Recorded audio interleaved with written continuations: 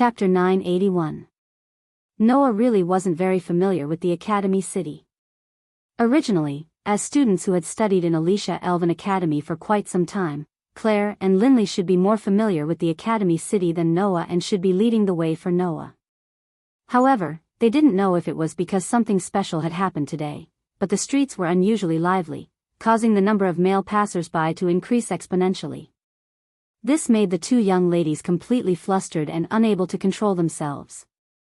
With no other choice, Noah could only hold Claire and Linley's hands and have Aster walk in front of him so that they wouldn't get separated. He quickly found a restaurant and brought the two young ladies and an elven girl inside. Perhaps it was because there really was a special event today? Undoubtedly, there were so many people on the streets, but there were very few people in the restaurant. This allowed Claire and Linley to finally breathe a sigh of relief. Why? Why are there so many people today? After finding a seat and sitting down, Claire immediately voiced her dissatisfaction. Could it be that there really is an event today? I haven't heard of it at all. Linley sighed. Normally, Carol would definitely know something at this time. Unfortunately, she's not here today. Oh, right. Noah finally remembered and asked curiously. Why isn't Carol by your side today? In Alicia Elven Academy, the students were basically all young ladies from famous families. Even those students didn't have a maid by their side, but Linley had a maid by her side. This proved that Linley's family background was illustrious, and also proved that the maid wouldn't easily leave her master's side. In fact, Noah hadn't seen Linley by herself before. She usually brought Carol along. Could it be that Carol wasn't by Linley's side because she had to participate in the team competition today? While Noah was making all kinds of guesses in his heart, Linley gave such an answer. Carol usually sleeps in the morning. If I don't wake her up, she'll sleep until night. Because there's a team competition today, I didn't wake her up. She's probably still sleeping, right? Noah was speechless. That maid not only needed her master to cook for her 3 meals, otherwise she would starve to death, but she also needed her master to wake her up. She felt that she was really a useless maid in all aspects. However, Carol's translation ability was truly amazing. Even when Lin Si Lei was being arrogant, she could clearly say what she was thinking without missing a single word.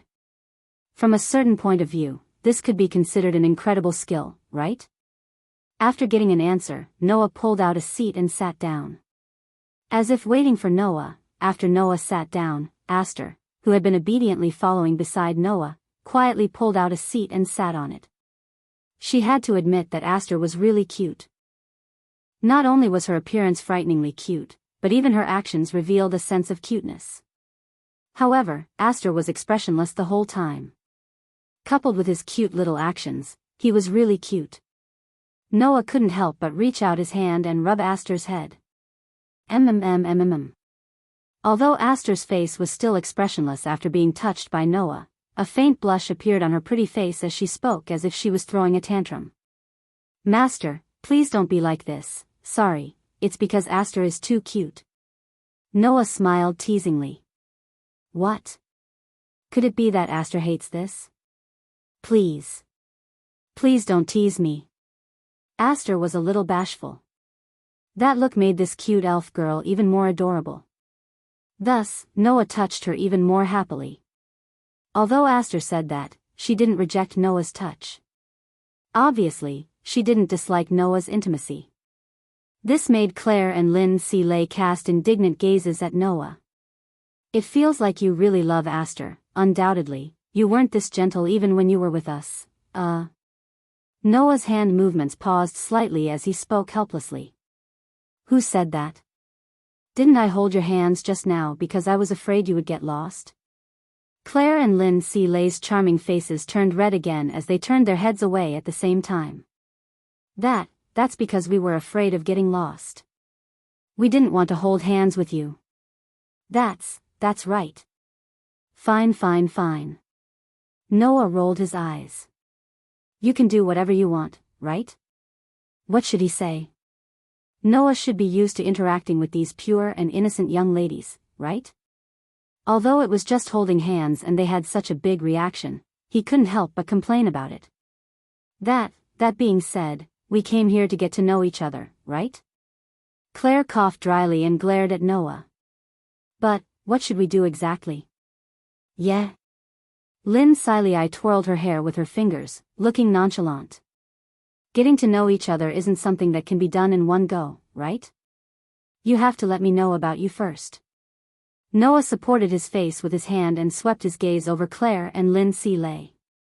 To be honest, I don't know anything about you two. I only know that you two have high elves as contract partners and are young ladies of famous families. Apart from that, I don't know anything else. No way.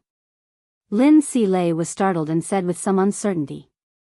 Don't tell me you don't even know the surname Lauren Frost. Before I came to Alicia Elven Academy, I didn't even know the strongest sword dancer and strongest elven envoy who were famous throughout the continent.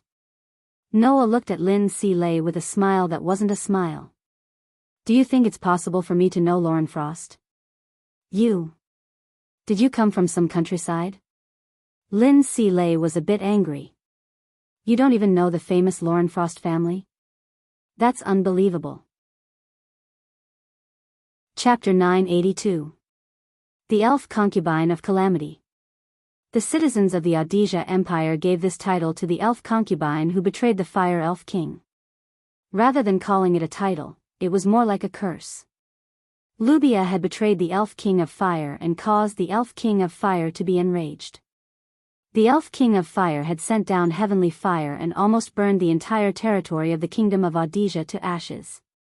The citizens of the Kingdom of Audesia, who had endured the disaster for an entire year, only had hatred and curses in their hearts. Because of this, the Elstian family of the Fire Elf concubine Lubia was stripped of their title and territory. Even Lubia's parents, the current Duke and Duchess of the Elstian family, were thrown into prison, never to be released for the rest of their lives. And Claire was actually a member of Duke Elstian's family? And the elf concubine of Calamity was Claire's biological sister? Didn't that mean that Claire was the second miss of the Duke's family that had fallen overnight? Duke Elstian's family has long since declined. My parents were also sent to prison because of my sister's matter. Only I was spared from punishment. Claire tightly gripped the necklace engraved with the Elstian family's coat of arms as she spoke self-deprecatingly.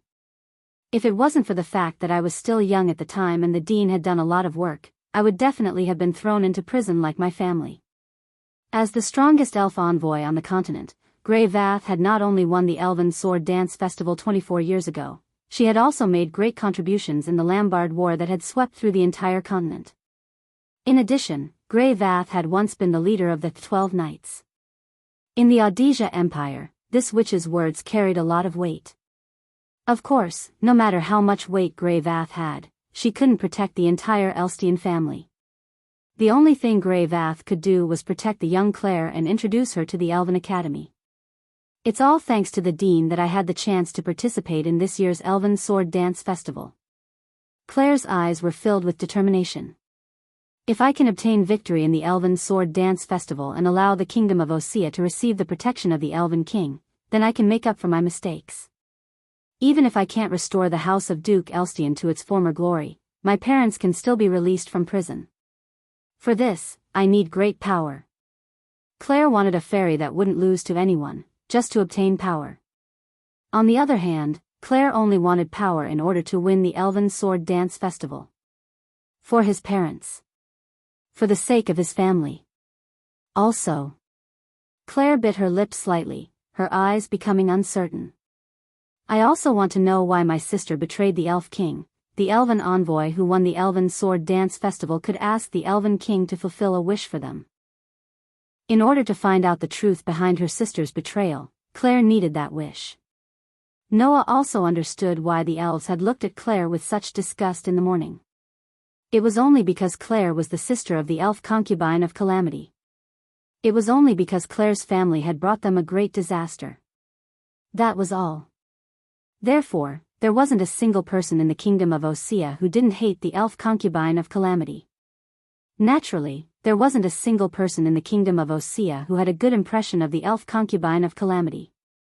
Alright, you already know my identity. Claire put away the necklace and turned her head away. If you want to kick me out of the team, you better do it now. Claire. Lindsley opened her mouth, as if wanting to say something, but when she saw Claire's expression of wanting to cry but forcefully holding it in, she didn't know what to say. The eldest daughter of the Lorenfrost family always seemed to be at odds with Claire and often argued with her, but Noah could see that Lindsley actually cared a lot about Claire.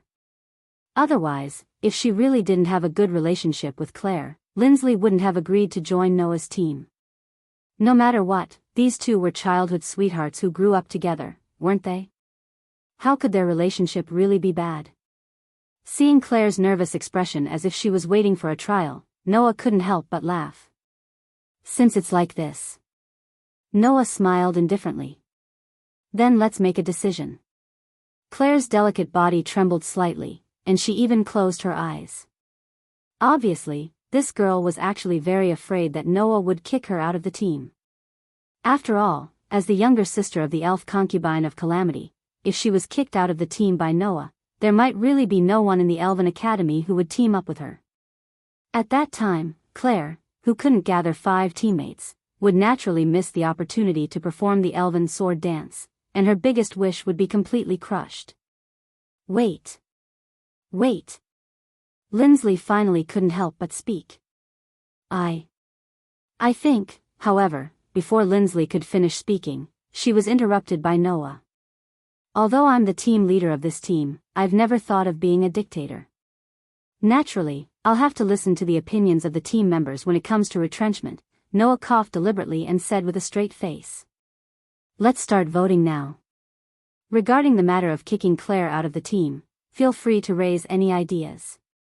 As soon as he said this, Claire immediately froze. Lindsley was also startled, but immediately reacted.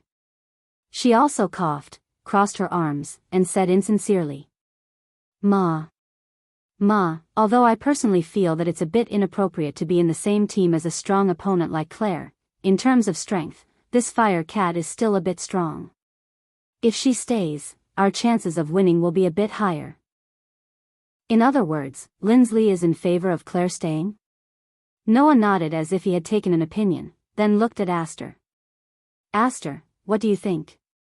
Hearing Noah's question, Aster, who was swinging his little feet in boredom, stopped his movements, raised his head, and glanced at Claire. That fire cat spirit is a very powerful spirit. If it's here, it'll be of help to Master. Does Aster also approve of Claire staying? Noah suddenly laughed. Then 2 votes in favor of Claire staying.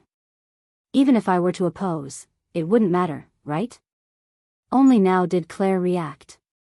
You. As if she didn't want others to see her disappointing side, Claire patted her cheeks and lightly snorted. You should be glad that I'm here. As long as Scarlet and I are here, no matter what kind of enemy it is, it won't be a problem. Seeing Claire's stubborn appearance, Noah and Lindsley looked at each other and suddenly laughed. Don't laugh. Claire's pretty face reddened, and she said to Noah in embarrassment and anger. Speaking of which, you keep talking about us. Why don't you talk about yourself? Me? Noah blinked. I come from the countryside where I don't know anything. Even like that, you want to know about me? That's why I want to know about you. Lindsley said angrily. I want to know what kind of place the countryside is that even the Lorenfrost family doesn't know about. That's right. Claire nodded repeatedly. You don't even know about the strongest sword dancer and the strongest spirit user. Where did you come from? I also want to know about Master. Aster also looked at Noah in a rare manner. Please tell me. Okay. Noah rubbed his temples. I grew up in a guild, just like that. Noah began to tell Claire, Lindsley, and Aster about himself. Of course, Noah didn't say anything that wasn't convenient to say. He only said that he came from another continent overseas. Moreover, he changed his archmage to a spirit user, and told them a story that was 90% true and 10% false. Sunlight shone down from the sky, enveloping an open-air balcony. On the balcony, there was a pure white round table. On the side of the table, a young girl was drinking black tea while holding a report. Written on the report was the information on the sword dance duel between Noah and Lotus. He actually performed the same sword dance as the strongest sword dancer, and his skill and power aren't below her. The young girl's eyes flashed, and not long after, a beautiful smile bloomed on her face. My chance, perhaps, has come. Chapter 983. In a vast open space in the forest, withered yellow leaves covered the ground in a thick layer, like a yellow carpet. 5 elven users wearing the uniform of the Alesia Elven Academy were standing back to back in a small circle. Their hands were tightly gripping the magic devices transformed from elves, and their faces were filled with nervousness. Come out. Among them, one was clearly the captain. She had long hair that reached her waist, and her eyes were like torches as she scanned the surrounding forest. I know you're here. Hurry up and come out. Just as the long-haired elven user's voice fell, a figure slowly walked out from the thicket in front of them. In his hand was a silver holy sword. He was wearing the male uniform of the Alesia Elven Academy. Noah casually walked out of the woods. He looked at the 5 elf users who were standing in a small circle in front of him and smiled faintly. As expected of a team formed by senior students. Not only are all of you able to activate your magic devices, but you're also able to quickly discover me hiding in the surroundings. Of course, it's also because I didn't intentionally hide myself. You've finally appeared? A male elven user. The long-haired elven user slowly took a step forward, and a phosphorescent divine power gushed out from his body. At the same time, the long-haired elven user waved his hand, and the other 4 elven users immediately surrounded their captain in a seemingly casual but actually quite ingenious formation. They were able to deal with attacks from all directions at any time. The elven magic devices in their hands were pointed at Noah, and their eyes were filled with hostility. When this formation was formed, the long-haired elven user's confidence seemed to have skyrocketed. He raised his head and said to Noah proudly, "No matter how strong you are, there are 5 of us here. Don't tell me you want to fight all 5 of us by yourself? Fight all 5 of us by myself?" Noah looked at the long-haired elven user's proud appearance, and a trace of a smile flashed through his pitch-black eyes. Actually, it's not impossible. Arrogant fellow. The long-haired elven user's face stiffened, and his voice became harsh. If that's the case, then don't blame us for being impolite. As soon as he finished speaking, the 4 companions of the long-haired elf ambassador seemed to have received some kind of order. They simultaneously gripped their elven devices and rushed out. The phosphorescent divine might surging around them was channeled into the elven devices in their hands. With a deep sonic boom that tore through the air, they ferociously attacked Noah at the same time. The 4 of them each occupied the 4 positions in front of Noah. Unless Noah retreated, he could only choose to endure the combined attacks of the 4 of them. As for the leader, the long-haired elf, he began to chant an elf magic incantation. Once Noah retreated, the long-haired elven envoy eyeing him covetously from behind would immediately activate elven magic, causing Noah, who was unable to defend himself while dodging the combined attack of the 4 elven envoys, to suffer a vicious blow. Unfortunately, the elven envoy didn't know that Noah didn't need to guard against elven magic at all due to his incantation resistance. However, Noah didn't choose to retreat either. He ignored the incoming attacks of the 4 elven envoys, and his eyes were firmly fixed on the long-haired elven envoy behind him. On the holy sword in his hand, a gentle radiance revolved around the blade. Just as the elven device, which contained a powerful divine might energy, was about to hit Noah, an accident occurred. In the air, accompanied by a sharp sound of wind breaking, a whip carrying scorching flames fell from the sky, and smashed in front of Noah and the 4 elven envoys who were about to pounce on Noah. Bang! As the long whip carrying scorching flames ferociously struck the ground, a burst of violent flames rose from the place where the long whip hit without the slightest warning. It set off a flame vortex and spread out, completely burning the thick carpet of withered leaves on the ground. Ah! The 4 elven envoys who were charging towards Noah were struck by the flame vortex that rose from the ground, and all of them were shaken back as if they were blown away by a gust of wind. What? The long-haired elven envoy was shocked. On a tree not far away, Claire, who was tightly grasping the long whip of flames, revealed a victorious smile at the long-haired elven envoy. Beside her, Lindsay lay, whose whole body was fluctuating with a cold mist, held a longbow that looked like it was cast from beautiful ice crystals, and the bowstring was fully drawn. Cold ice fang, pierce through the enemy, the incantation written in elven language reverberated in the air, causing the cold mist fluctuating around Lindsay lay to condense on her elven device, turning into 4 ice arrows aimed at the 4 elven envoys who were blown away by the gust of wind. Not good. The long-haired elven envoy's expression finally changed greatly. However, it was already too late to react. Whoosh! In the next instant, 4 ice arrows swept out from the air in unison, stirring up a neat and sharp sound of wind. They turned into streaks of light and cut through the air, landing on the chests of the 4 elven envoys with extreme precision. Poochie!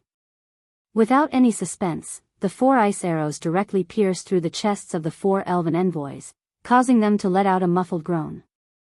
Their bodies were nailed to the ground by the 4 ice arrows, and their heads tilted to one side as they fainted. The instant the 4 elven ambassadors' bodies were pierced by the ice arrows and nailed to the ground, a black shadow flashed out from the rapidly rising vortex of flames. Like a ghost, it appeared in front of the long-haired elven ambassador whose expression had greatly changed, and suddenly smiled at the long-haired elven ambassador. Although it's not impossible for one to face 5, it's a pity that if I take away the opportunity of those prideful young ladies to perform, I'll be blamed to death. After saying this, Noah's arm shook, and the silver holy sword wrapped in a gentle light pierced through the air, piercing through the chest of the long-haired elven envoy. This way, we'll have 3 consecutive victories in the team competition. In the hallway of the academy, Claire said as she walked forward, a trace of uncontrollable joy in her eyes. If we continue to maintain this, we'll definitely be able to squeeze into the top 3 before the Elven Sword Dance Festival and qualify for the competition. Ever since the heart-to-heart talk in the Academy City a week ago, coupled with Noah's deliberate nurturing, Noah, Claire, and Linslay's team awareness and teamwork had improved manyfold.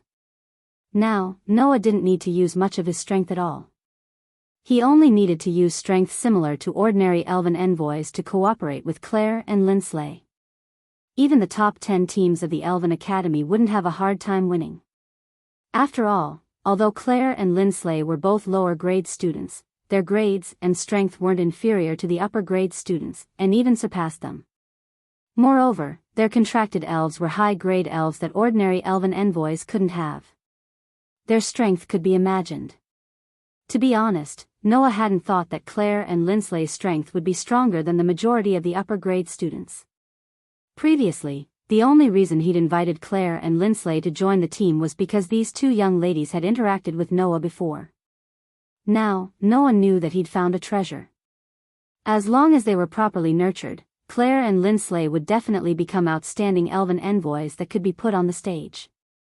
It was the same even in the Fairy Sword Dance Festival, which was said to be the largest scale. If this situation continued, attending the Elven Sword Dance Festival was only a matter of time. Now, what we need to worry about is no longer the ranking, but the problem of teammates. Noah shrugged. Even if we can squeeze into the top 3, if we can't gather 5 teammates, we still won't be able to attend the Elven Sword Dance Festival. Allah, you don't have to worry about this at all. Linsley smiled sweetly.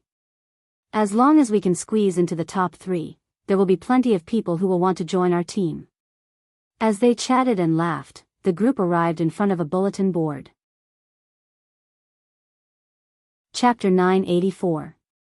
At this moment, there were quite a few students gathered around the bulletin board in front of the corridor. However, when they saw Noah, Claire, and Linley walking over, the students immediately scattered like insects, slipping to the side. Upon closer inspection, some of these students were looking at Noah with curiosity and fear, while others were looking at Claire with disgust and hatred. Even Linley was frowned upon by some of the students, their expressions extremely obvious. The students who looked at Noah with curiosity and fear were because Noah was a male elf. The students who looked at Claire with disgust and hatred were naturally because Claire was the younger sister of the Elven Princess of Calamity. As for Linley, there didn't seem to be any problems on the surface, but this young miss was also a student of the Crow class with many problematic children. It was only natural that she would be treated differently by the students who thought themselves to be honest. Thinking about it this way, Noah's team really was full of problematic people. Even though these problems were not caused by them, it was true that these problems were not caused by them. After staying in Alicia Elven Academy for almost a month, Noah was already used to the gazes of others.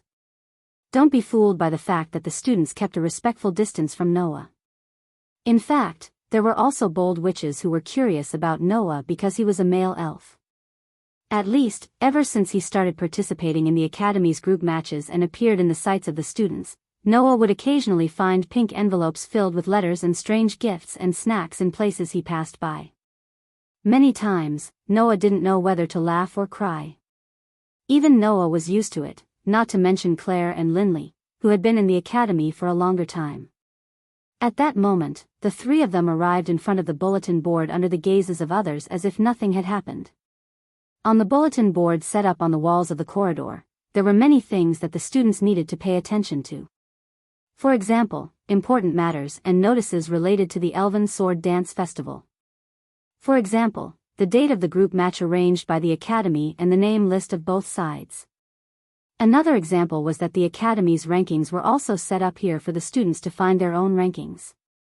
In addition, there were pieces of parchment pasted on the bulletin board. On those parchments, there was a list of missions arranged according to the difficulty of the missions. Students were not only able to obtain ranking points by winning the team competition, but they could also accept missions from the Academy and complete the corresponding missions to obtain ranking points. Most of these missions were simple safety missions entrusted by the residents of the Academy City and the nearby villages. Therefore, there were almost no high-level missions accompanied by danger. Of course, it was just almost. There were still some truly dangerous missions. At the top of the bulletin board, there were missions of the highest level. A mission to seal the elves?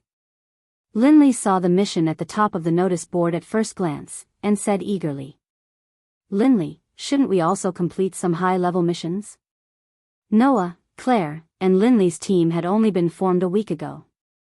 A newly formed team had to go through 2 or 3 group matches before they could accept missions.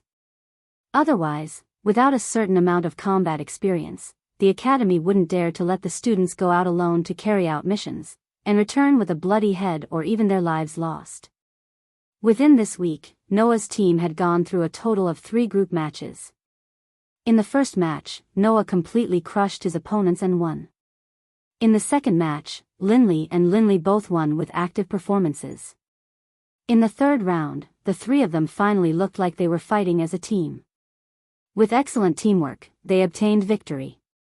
It was likely that the Academy had seen the performance of Noah's team and wouldn't reject Noah's team from accepting missions. Unfortunately, before Noah could reject this suggestion, Claire spoke up. "We are now in an important period of time to develop teamwork and teamwork. Instead of wasting time on missions, why don't we think of some battle strategies? Actual combat is the fastest way to improve, isn't it?" Linley, who'd been splashed with cold water, said in dissatisfaction. "Instead of cultivating teamwork through battles with those greenhouse flowers in the Academy, why don't we fight against high-level sealed spirits? That way, we might improve faster, right?" "But that's also very dangerous, isn't it?" Claire firmly opposed. "Even if nothing happens to us, if we get injured and can't participate in the group matches later, the gains won't make up for the losses." "Allah?" Linley immediately looked at Claire with a provocative look. "Could it be that you're scared? Who did you say was scared?" Claire glared at Linley. "I just don't think there's a need to cater to your actions of taking on dangerous missions just to be in the limelight." I'm not doing it to be in the limelight." Linley was also furious. "I'm thinking for the team." Seeing Claire and Linley suddenly quarrel for no reason, Noah couldn't help but feel helpless. There was no helping it. The same scene had already happened who knew how many times this week. And Noah could see it. Not only did Claire and Linley's relationship not show any signs of worsening, it was actually much better than the average person. It was just that these two dishonest young ladies seemed to only know how to express their feelings for each other in this way. And so, it evolved into this every time. And so, Noah simply decided not to understand these two young ladies' daily friendly quarrel to improve their relationship. He raised his eyes and looked at the rankings on the bulletin board. Very quickly, Noah found his team's ranking. 11th place, Fairy Tale. That was naturally the team name that Noah had chosen. The 3 victories in the group matches allowed the Fairy Tale team to surpass many ordinary teams in one fell swoop and began to show their talents. Don't think that winning 3 matches in the group matches would allow them to jump to 11th place quickly. Actually, generally speaking, teams with a bit of strength would rise quickly in the early stages. This was because the ranking points obtained after winning in the group competition varied. Winning against a team that was ranked higher than them would naturally result in higher ranking points. Conversely, it would be less. Noah's Fairy Tale team had only been established a week ago. At that time, most of the teams had already participated in several matches and had begun who knows how long to compete for the rankings. They had more or less accumulated some points and were ranked at the top of the rankings. Defeating these 3 teams allowed the Fairy Tale team to gain a lot of points and jump to 11th place in one fell swoop. But it was not so simple after that. Unless they won a match against a team in the top 10. By the way, the ranking points were not directly recorded on the team, but on every fairy user in the team. Regardless of whether they had won the competition or completed the mission, they had obtained ranking points. These ranking points would be evenly distributed to every elven user in the team. Then, the ranking points of the elven users in the team would be added up to calculate the team's ranking. On the rankings, Noah also saw the names of the top 3 teams. Oh. Noah raised his eyebrows. Alice's team is actually ranked 3rd? Isn't that normal? Claire, who was quarreling with Linley, seemed to be annoyed. She ignored the noisy Linley and turned to speak to Noah. Students who are able to join the Wind King Knight Regiment and maintain the order and security of the Academy are all outstanding fairy users. Without strength, it is impossible to pass the selection. Alice's strength is among the best in this academy, and with the addition of those outstanding members of the Wind King Knight Regiment, of course her ranking wouldn't be too low. That's true. Noah nodded, his gaze sweeping over the first place.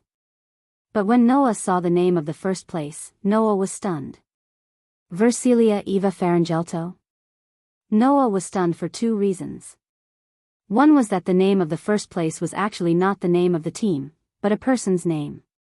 The other was the surname of this name. Farangelto. Wasn't that Alice's surname? Chapter 985. On the side, Claire and Linley seemed to have noticed that Noah was paying attention to something and immediately glanced at each other. What's wrong? Claire asked directly. Are you very concerned about Versilia? If you want to say that I am concerned, then I am concerned, right? Noah looked at the first place on the ranking list and asked. This Versilia's surname is Frangerto. Could it be that she is from that Frangerto?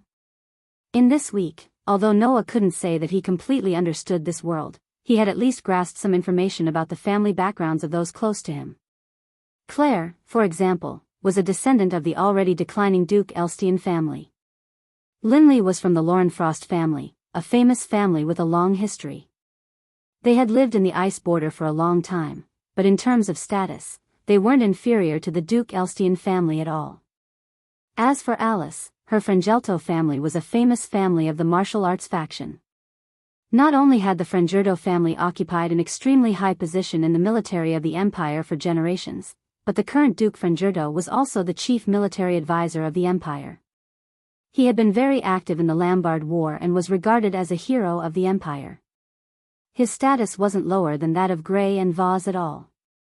For such a person, not to mention ordinary nobles, even Claire and Linley's families had to pay their respects when they were at their peak. The members of the Empire's royal family also had to be respectful in front of them and didn't dare to slight them in the slightest. One could imagine how much power and influence the family of such a hero had. It was also because she was born in such a famous warrior family that Alice had set her goal as an outstanding knight and was still working hard. Could it be that this Versilia was also from the Frangelto family? Didn't that mean, that's right, Versilia is Alice's adopted sister? Claire's words confirmed Noah's guess in his heart. Originally, Versilia was only the descendant of a lower noble family that declined after the Lombard War, but her talent as an elven user was quite outstanding. She once participated in the last Elven Sword Dance Festival at the age of 15 and was adopted by the Frangerto family as a daughter. Sister E? Noah blinked. Who would have thought that Alice actually had an adopted sister in the academy? Then why haven't I seen it yet? Versilia is currently on a mission. As if she knew the doubts in Noah's heart, Claire said seriously. Not long ago, Versilia accepted a high-level crusade mission. Now, she's in the middle of a crusade against demonkin elves. A demoness-level sprite? Noah's heart skipped a beat. Demon-level sprites. It wasn't a certain level or species of elves, but an assessment made by humans based on the strength of the elves. No matter what rank, level, or type of sprite it was, as long as it met a certain level of strength, it would be crowned with the level set by the humans. Under normal circumstances, the elves that elven envoys could control or deal with on their own would not enter this level evaluation. If an ordinary elven envoys couldn't control or deal with on their own, the elves whose strength was comparable to a regular elven knight team of an empire could enter this level evaluation. The so-called demoness-level sprites referred to such powerful sprites that elven envoys couldn't control or deal with on their own under normal circumstances. Unless it was an elven envoys on the level of the 12 knight generals. Otherwise, they wouldn't be able to deal with a demoness-level sprite alone. It was said that above the demoness-level sprites, there was a type of demon god-level sprite. That was a type of sprite that, once enraged, could destroy a city in a matter of time. Among the sprites recognized by humans, their strength was definitely at the highest level. In the recognition, this type of sprite couldn't be dealt with on their own. Of course, there were always exceptions to everything. For example, Gray and Vaz had dealt with demon god-level sprites more than once. Not to mention demon god-level sprites, demoness-level sprites weren't targets that ordinary elven envoys could deal with on their own. And elven envoys who were still in the academy and hadn't even become regular elven knights would actually deal with such sprites on their own? Wasn't that the same as courting death? That Versilia is that strong. Even Lindsley became serious, which was rare for her. During the Elven Sword Dance Festival 3 years ago, Versilia already received a recommendation and was listed as a reserve knight of the 12 knight generals.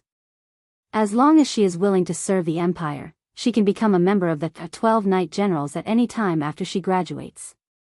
And that was only 3 years ago. Claire raised her beautiful eyebrows. Now that 3 years have passed, Versilia has definitely become much stronger than she was back then. It would be impossible for a normal student to take on a demon-level elf by herself, but she would definitely be able to do it successfully. By the way, Versilia's contracted sprite is the same as your sword sprite, a sealed sprite. Lindsley reminded. Moreover, at present, she is the strongest elven envoys in the Elven Academy. Hearing Claire and Lindsley's words, Noah nodded slightly. The strongest elven envoys in the academy? To be able to deal with a demoness-level sprite on her own, become a reserve knight of the 12 knight generals 3 years ago, tame a berserk sealed sprite, and reach first place on the academy's rankings by herself, one could only imagine the strength of this elven envoys. Just as Noah secretly committed the name Versilia to memory, Claire's tone suddenly became relaxed. But for you, she shouldn't be an opponent you can't deal with, right? That's true. Lindsley's tone also revealed a sense of relaxation. After all, even though Versilia is very strong, there are still people who are much stronger than her. Wasn't she defeated by Liena Subble in the preliminary round of the Elven Sword Dance Festival 3 years ago? Oh. Noah raised his head and looked at Lindsley. In other words, in the Elven Sword Dance Festival 3 years ago, Versilia, who had high hopes, was defeated in the preliminary round? It can't be helped. That woman's opponent was Liena Subble. Lindsley shrugged. In the face of the strongest sword dancer, even the 12 most outstanding elven envoys of the Empire, the reserves of the 12 knight generals were not enough. At that time, Versilia was defeated by Renasubble in one blow. Claire looked at Noah. It's been 3 years since the last Elven Sword Dance Festival. Versilia must have become stronger. In this academy, there shouldn't be a second person who can compete with her except for you, who can compete with the strongest sword dancer, right? Noah nodded absent-mindedly. Speaking of which, Alice seemed to have said that she had a roommate in her room. Because she was on a mission, she wasn't in the academy. Could that so-called roommate be Versilia? At this moment, a voice suddenly burst into the scene. Oh. You're here. As she spoke, Freya walked over from the other side of the corridor with a book in her hand. She spoke directly to Noah, who was standing in front of the notice board. Just in time. Go to the office, the dean is looking for you. Grey vase? Noah was stunned.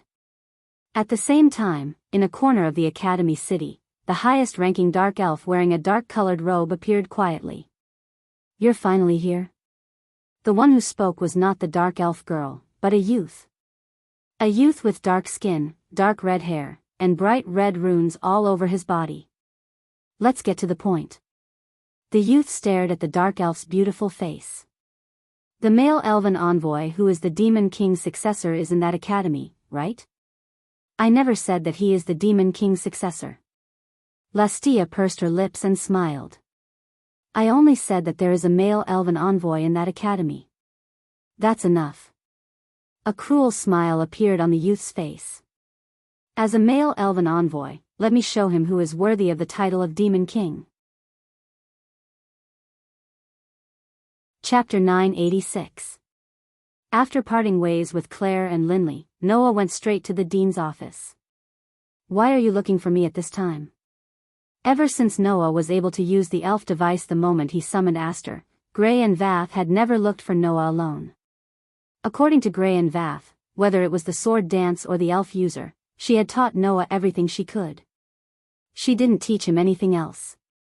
After all, Noah's strength was higher than Gray and Vath.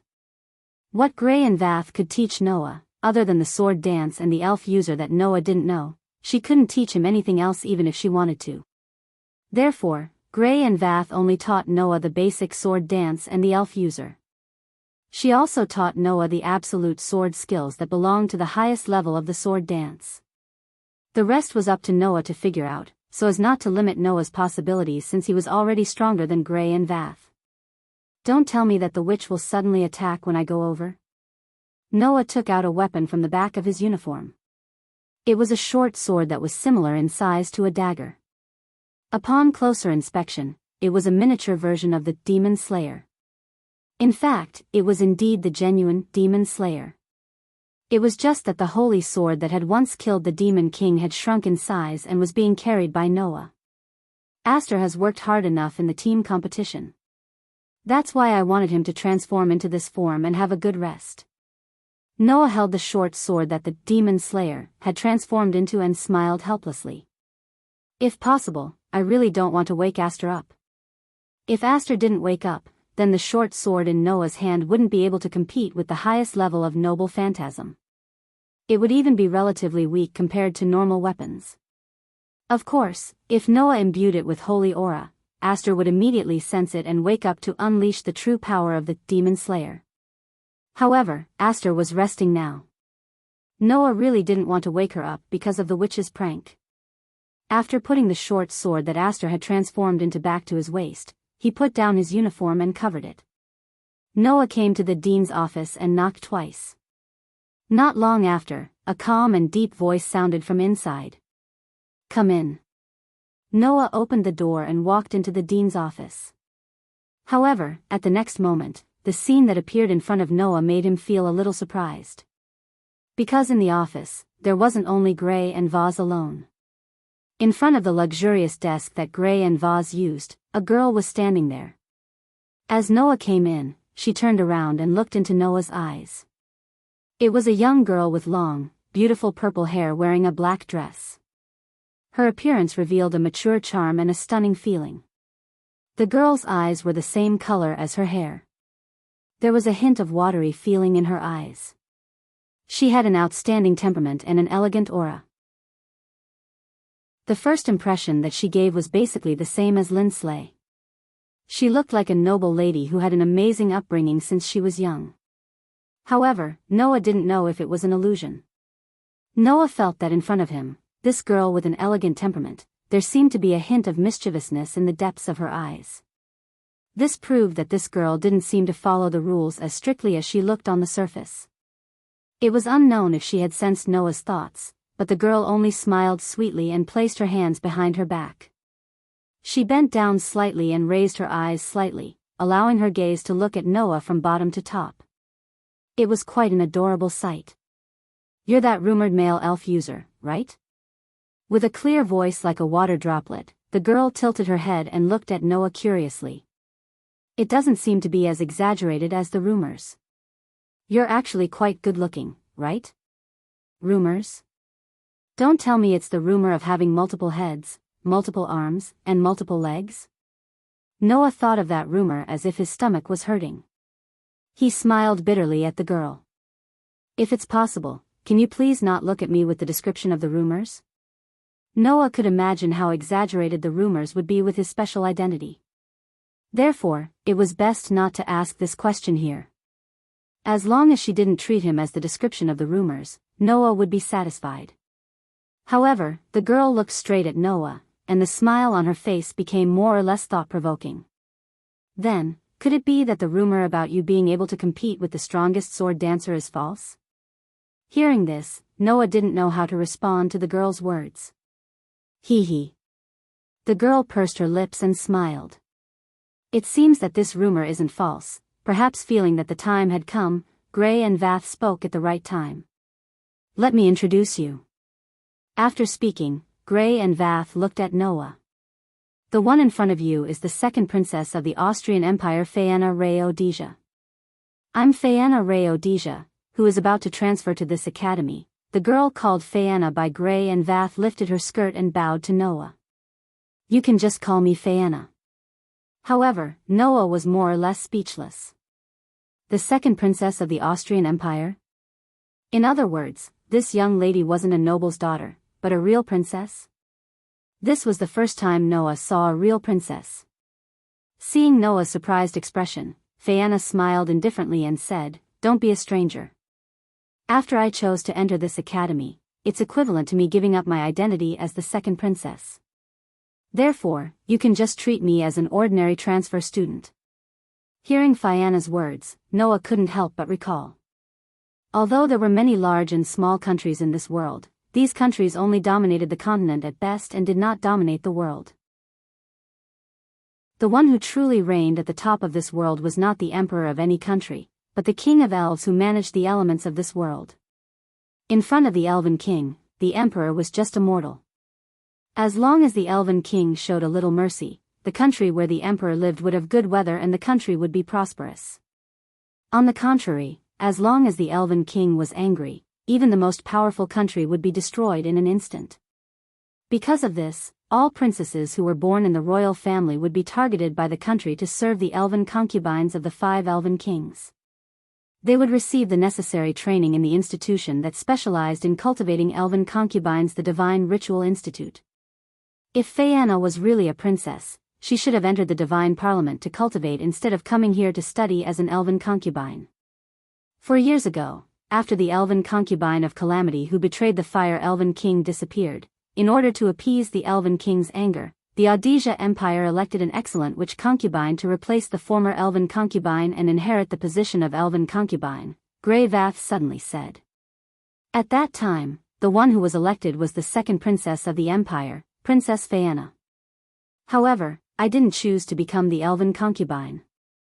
I even announced that I gave up my qualification as the successor of the elven concubine and disappeared in front of everyone's eyes. Faena still had an indifferent expression and said with a smile. If Lady Rubia was called the elven concubine of Calamity because she betrayed the elven king, then I betrayed the expectations of the people of the empire. From that time on, people called me that. The lost elven concubine. Faena laughed. That's me. Noah was silent.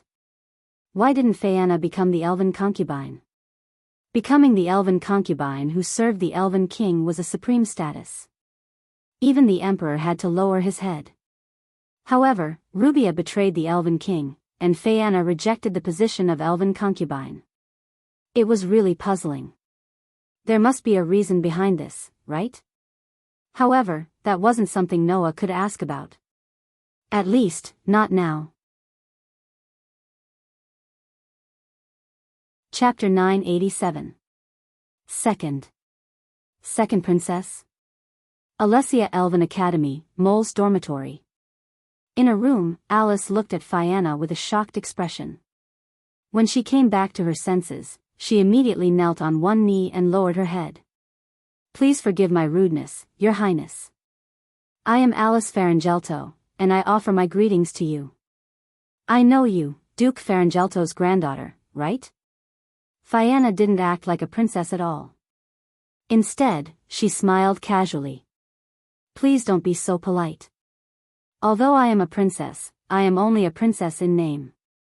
You should be able to understand what I mean. This. Alice was speechless. Although she wasn't as infamous as the elven concubine of Calamity, Phaeana, the lost elven concubine, still carried a lot of negative rumors. Almost no one didn't know this princess. And no one didn't know what kind of things this princess had done. When all the citizens of Alicia Empire were enduring the wrath of the Elven King and praying for a new elven concubine to stand up and serve the Elven King, the recommended Phaeana not only didn't respond to the citizens' expectations, but also refused to be the elven concubine. Under such circumstances, how could Phaeana not carry a lot of negative rumors? Therefore, although they didn't say it on the surface, there must be a lot of people in Alicia Empire who were resentful of Phaeana. Not to mention, Phaeana's actions would definitely make the Alicia Empire's royal family lose face. Therefore, Phaeana was only a princess in name. Originally, as a princess of the royal family, I should be cultivating in the elven concubine's divine parliament and working hard to become one. But now, not only did I give up the position of elven concubine, I also came here to study as an elven concubine. Phaeana said indifferently. This way, I can't be called the princess of Alicia Empire at all. Coming here can be considered as giving up the title of the royal family, right? But even so, you are still the princess of the empire, and I am a knight of the Farangelto family who is loyal to Alicia Empire. Alice said stubbornly. As a knight, it is only natural for me to offer my greetings to you. All right. Phaeana's smile turned into a troubled expression. Then just this once. Don't treat me like an outsider in the future, okay? Huh. Alice seemed to be a little reluctant, but when she thought of Phaeana's sensitive identity, she could only accept it. She knew that her blind respect for Phaeana would most likely worsen the reputation of this princess. I understand, but I thought you would be more rigid as a direct descendant of the Farangelto family. Phaeana glanced around the pink room and said with a surprised voice. I didn't expect you to have such a girly interest. Please don't make fun of me. Alice protested in a small voice. After which, she turned her gaze towards Noah, who was standing at the side as though it had nothing to do with him. A puzzled expression surfaced on her pretty face. If that's the case, why is the princess with you? Seeing that Alice finally remembered him, Noah scratched his cheek and sighed. You should ask Her Royal Highness the Princess about this. Your Highness? Alice was slightly taken aback. I asked for it. Phaeana smiled mischievously. Because I am a little interested in what kind of life Noah is living in such a heterosexual academy, I asked Noah to take me to his room to have a look. Saying this, Phaeana looked at Alice with a smile that wasn't a smile. But I didn't expect that Noah is actually living with the Farangelto family's knight, the granddaughter of the Empire's hero. It really surprised me. Please don't misunderstand. Alice said with a little panic. There is absolutely no impure relationship between the opposite sex in this. We are living together because of safety concerns. Safety concerns? Phaeana teased. A man and a woman living alone in a room, no matter how you think about it, it's not very safe, right? Perhaps because of Fianna's ambiguous expression, Alice's face suddenly turned red and she stared at Noah. If this man dares to do anything to me, I will definitely make him into a potato stew. Why is it a potato stew? Noah couldn't help but ridicule. I'm a potato? Or meat? He didn't know if it was because of Alice's training in cooking, but once this overly serious knight got angry, she would usually threaten to make the other party into various dishes. Although Noah didn't know if there was a need to be afraid of this kind of threat. On the other hand, Fianna winked at Alice. But isn't classmate Noah able to fight against that Renasubble head-on? Do you have the confidence to stop this kind of Noah from doing bad things? Alice was speechless again. After a while, she revealed a determined expression. I'm a knight of the Frangelto family, and also the head of the Wind King Knights. No matter how strong the opponent is, I won't watch him do bad things. Really? Fianna exclaimed. You are indeed a knight of noble character and unquestionable integrity. Hey. Noah couldn't help but say. When did I have the premonition of doing bad things? Don't take it seriously, okay? Hearing this, Alice and Fianna glanced at each other, and then they burst out laughing at the same time. Right. Alice suddenly said to Fianna. Since you've transferred to this academy, which class is Princess Fianna in? I'm the lost elf concubine. Fianna smiled leisurely. Of course, a problematic person like me will be transferred to the Crow class, which is full of problematic children. Vaz plans to let Fianna and Claire live together, Noah added. That's why she asked me to lead the way for Fianna. Noah made a small lie. Vaz called Noah over not because she wanted Noah to lead the way for Fianna. Otherwise, wouldn't it be more convenient to let Claire, who was supposed to be in the same dormitory as Fianna, lead the way? Vaz called Noah over mainly because it was Fianna's request. I plan to participate in this year's Elven Sword Dance Festival, and I heard that student Noah is an excellent elf user who can compete with Renasubble, so I asked the dean to recommend me to join student Noah's team. Fianna's eyes flashed with a light that others couldn't understand. It's also my request to be in the same dormitory as Claire Lucio. Hearing Fianna's somewhat complicated tone, Noah and Alice both fell silent. Fianna was originally cultivating in the Gods' Parliament, which specialized in cultivating elf concubines. After Rubia Elstian betrayed the Elf King, this princess publicly announced that she would give up the position of the elf concubine of Calamity. Since then, she had been given the title of the Lost Elf Concubine. Thinking about that elf concubine of Calamity, Fianna must have all kinds of complicated thoughts. As for the elf concubine of Calamity's younger sister, Claire, Fianna must also have some complicated feelings. However, compared to sharing a room with Claire Lucio, I actually want to live in the same room with student Noah.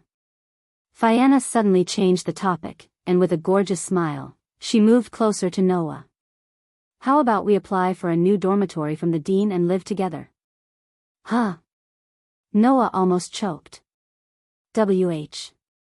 Alice's eyes widened, and her hands trembled as she placed them on the hilt of the sword at her waist. You have such a plan? Seeing that Alice was about to go crazy, Noah knew that this girl couldn't stop once she went crazy, so he wanted to give her a good knock on the head. However, at this moment, a wave of hostility suddenly appeared. Noah's body froze. In the next moment, a thunderbolt pierced through the space, and with a sharp sound, it shot in from outside the window. Chapter 988. In the pitch-black moonlit night, a bolt of lightning flashed through the air like a meteor, suddenly creating a burst of air-breaking sound, cutting through the darkness, directly shooting towards the window of one of the rooms in the mole-class dormitory, explosively shooting towards one of the mole-class dormitory's windows.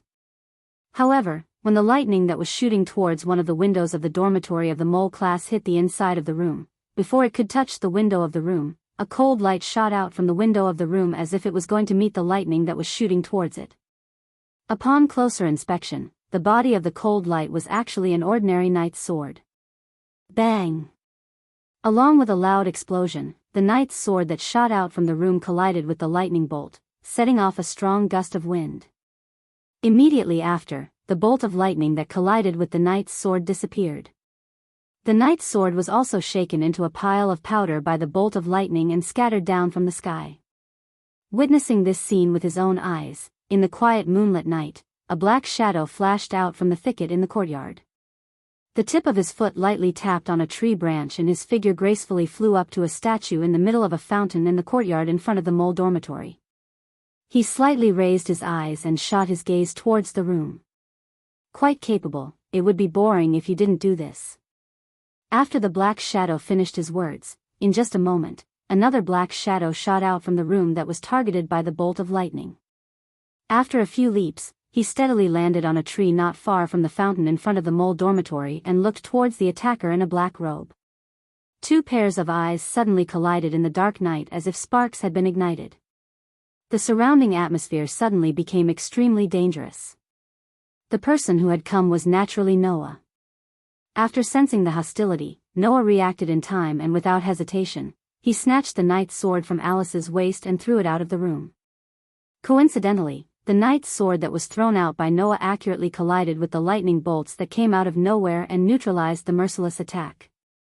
At this moment, Alice and Fayanna poked their heads out from the window of the room and clearly saw Noah and the black-robed man confronting each other in front of the courtyard of the mole dormitory.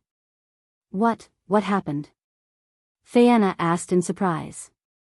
Could it be an intruder? Alice was obviously thinking the same thing. She clenched her teeth angrily. How dare you break into my elven academy and attack the students in public? Are you looking down on my Wind King knights? After saying that, Alice stepped on the windowsill and jumped out of the window. Fayanna exclaimed in surprise. Fierce wind, give me the magic spear that pierced through the heart of my enemy, a contractual incantation written in elven language reverberated in the air. At this moment, a gust of wind spun out from under Alice's feet and supported her to land steadily on the ground. Then, with a spin, it condensed into a gorgeous ceremonial spear in Alice's hand. Who are you? Alice pointed the elven device in her hand at the black-robed man who landed on the statue in the middle of the fountain and spoke in a stern voice. Why did you attack the students of the Elven Academy?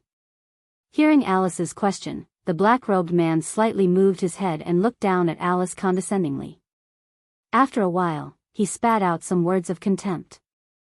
Scram! The person I'm looking for isn't you. The black-robed man's contemptuous words undoubtedly infuriated Alice. Fierce wind, blow to your heart's content. As Alice chanted the magic incantation, the majestic divine power gathered on Night Maiden's ceremonial spear, stirring up a gust of wind. With a wave of her hand, the wind turned into a substantial shockwave that swept toward the black-robed man.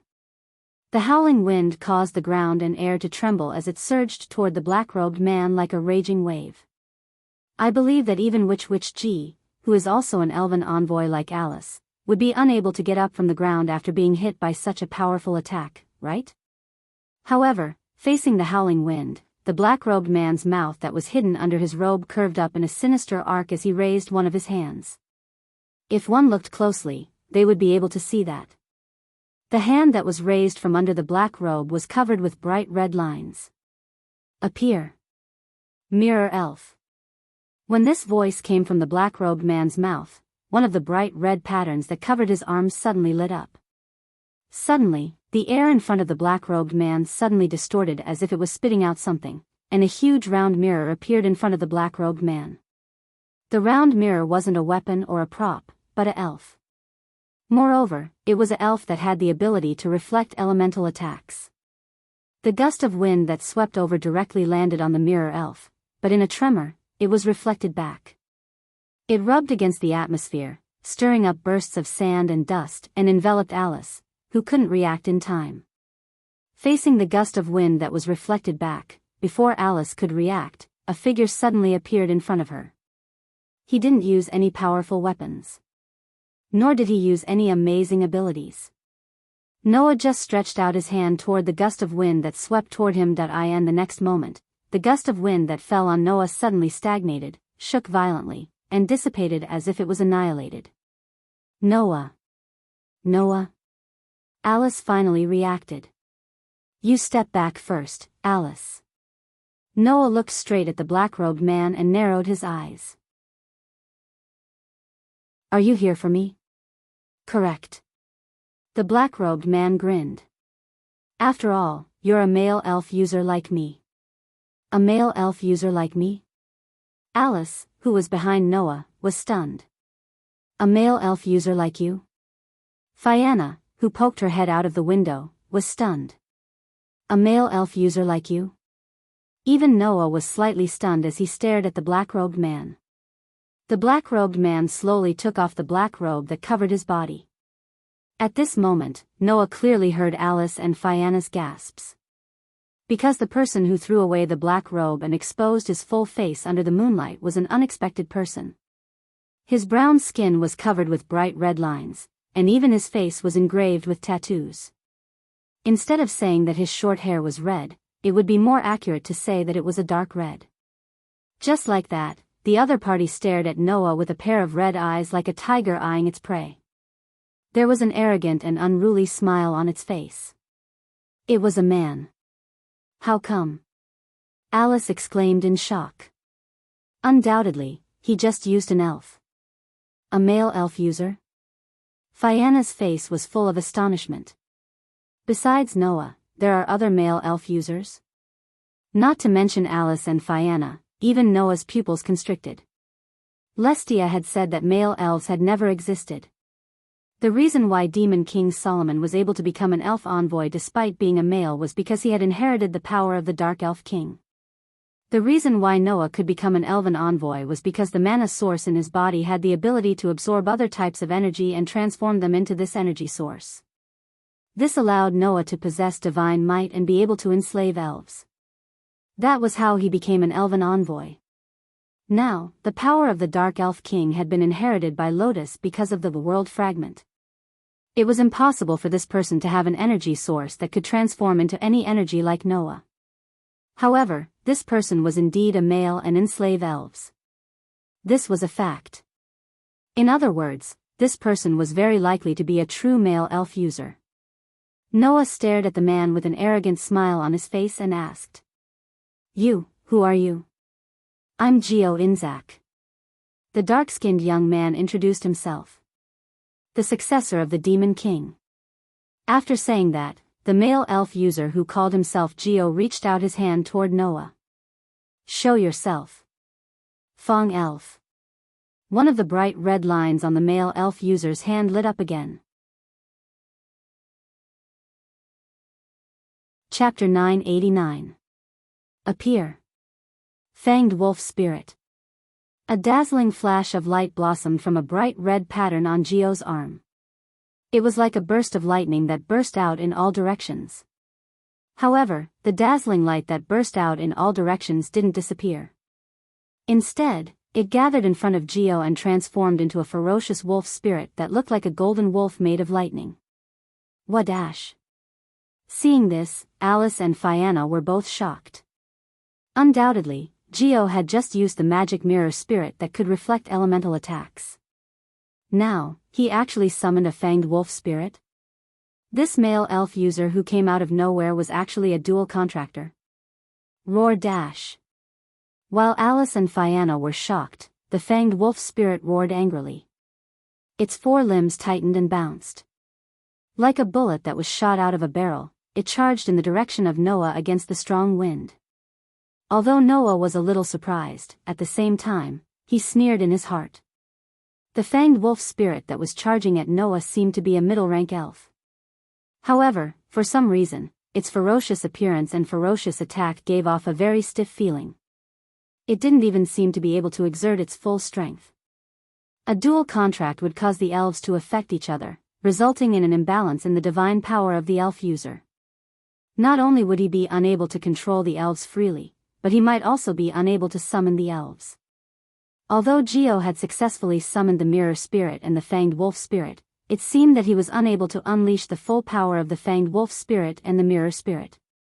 In this case, it would be better to only have one contracted elf. At that moment, Noah didn't even bother to dodge. He just tilted his body slightly.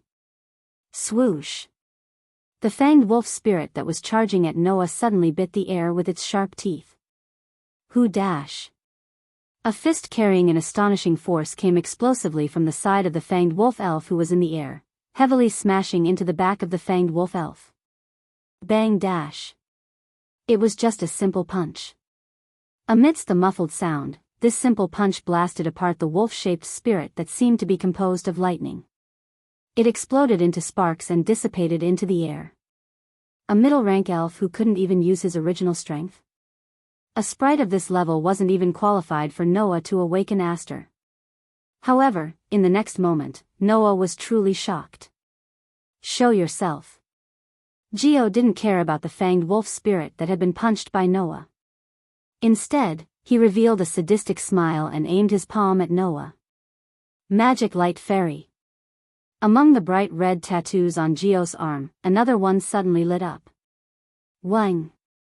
A spear composed of dazzling light gathered in Joe's hand amidst the sound of air vibrating. He raised the spear high up and threw it with all his might.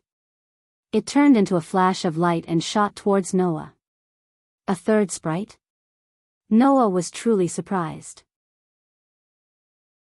It was already very difficult to control a dual contract. In the end, this person actually contracted a third sprite?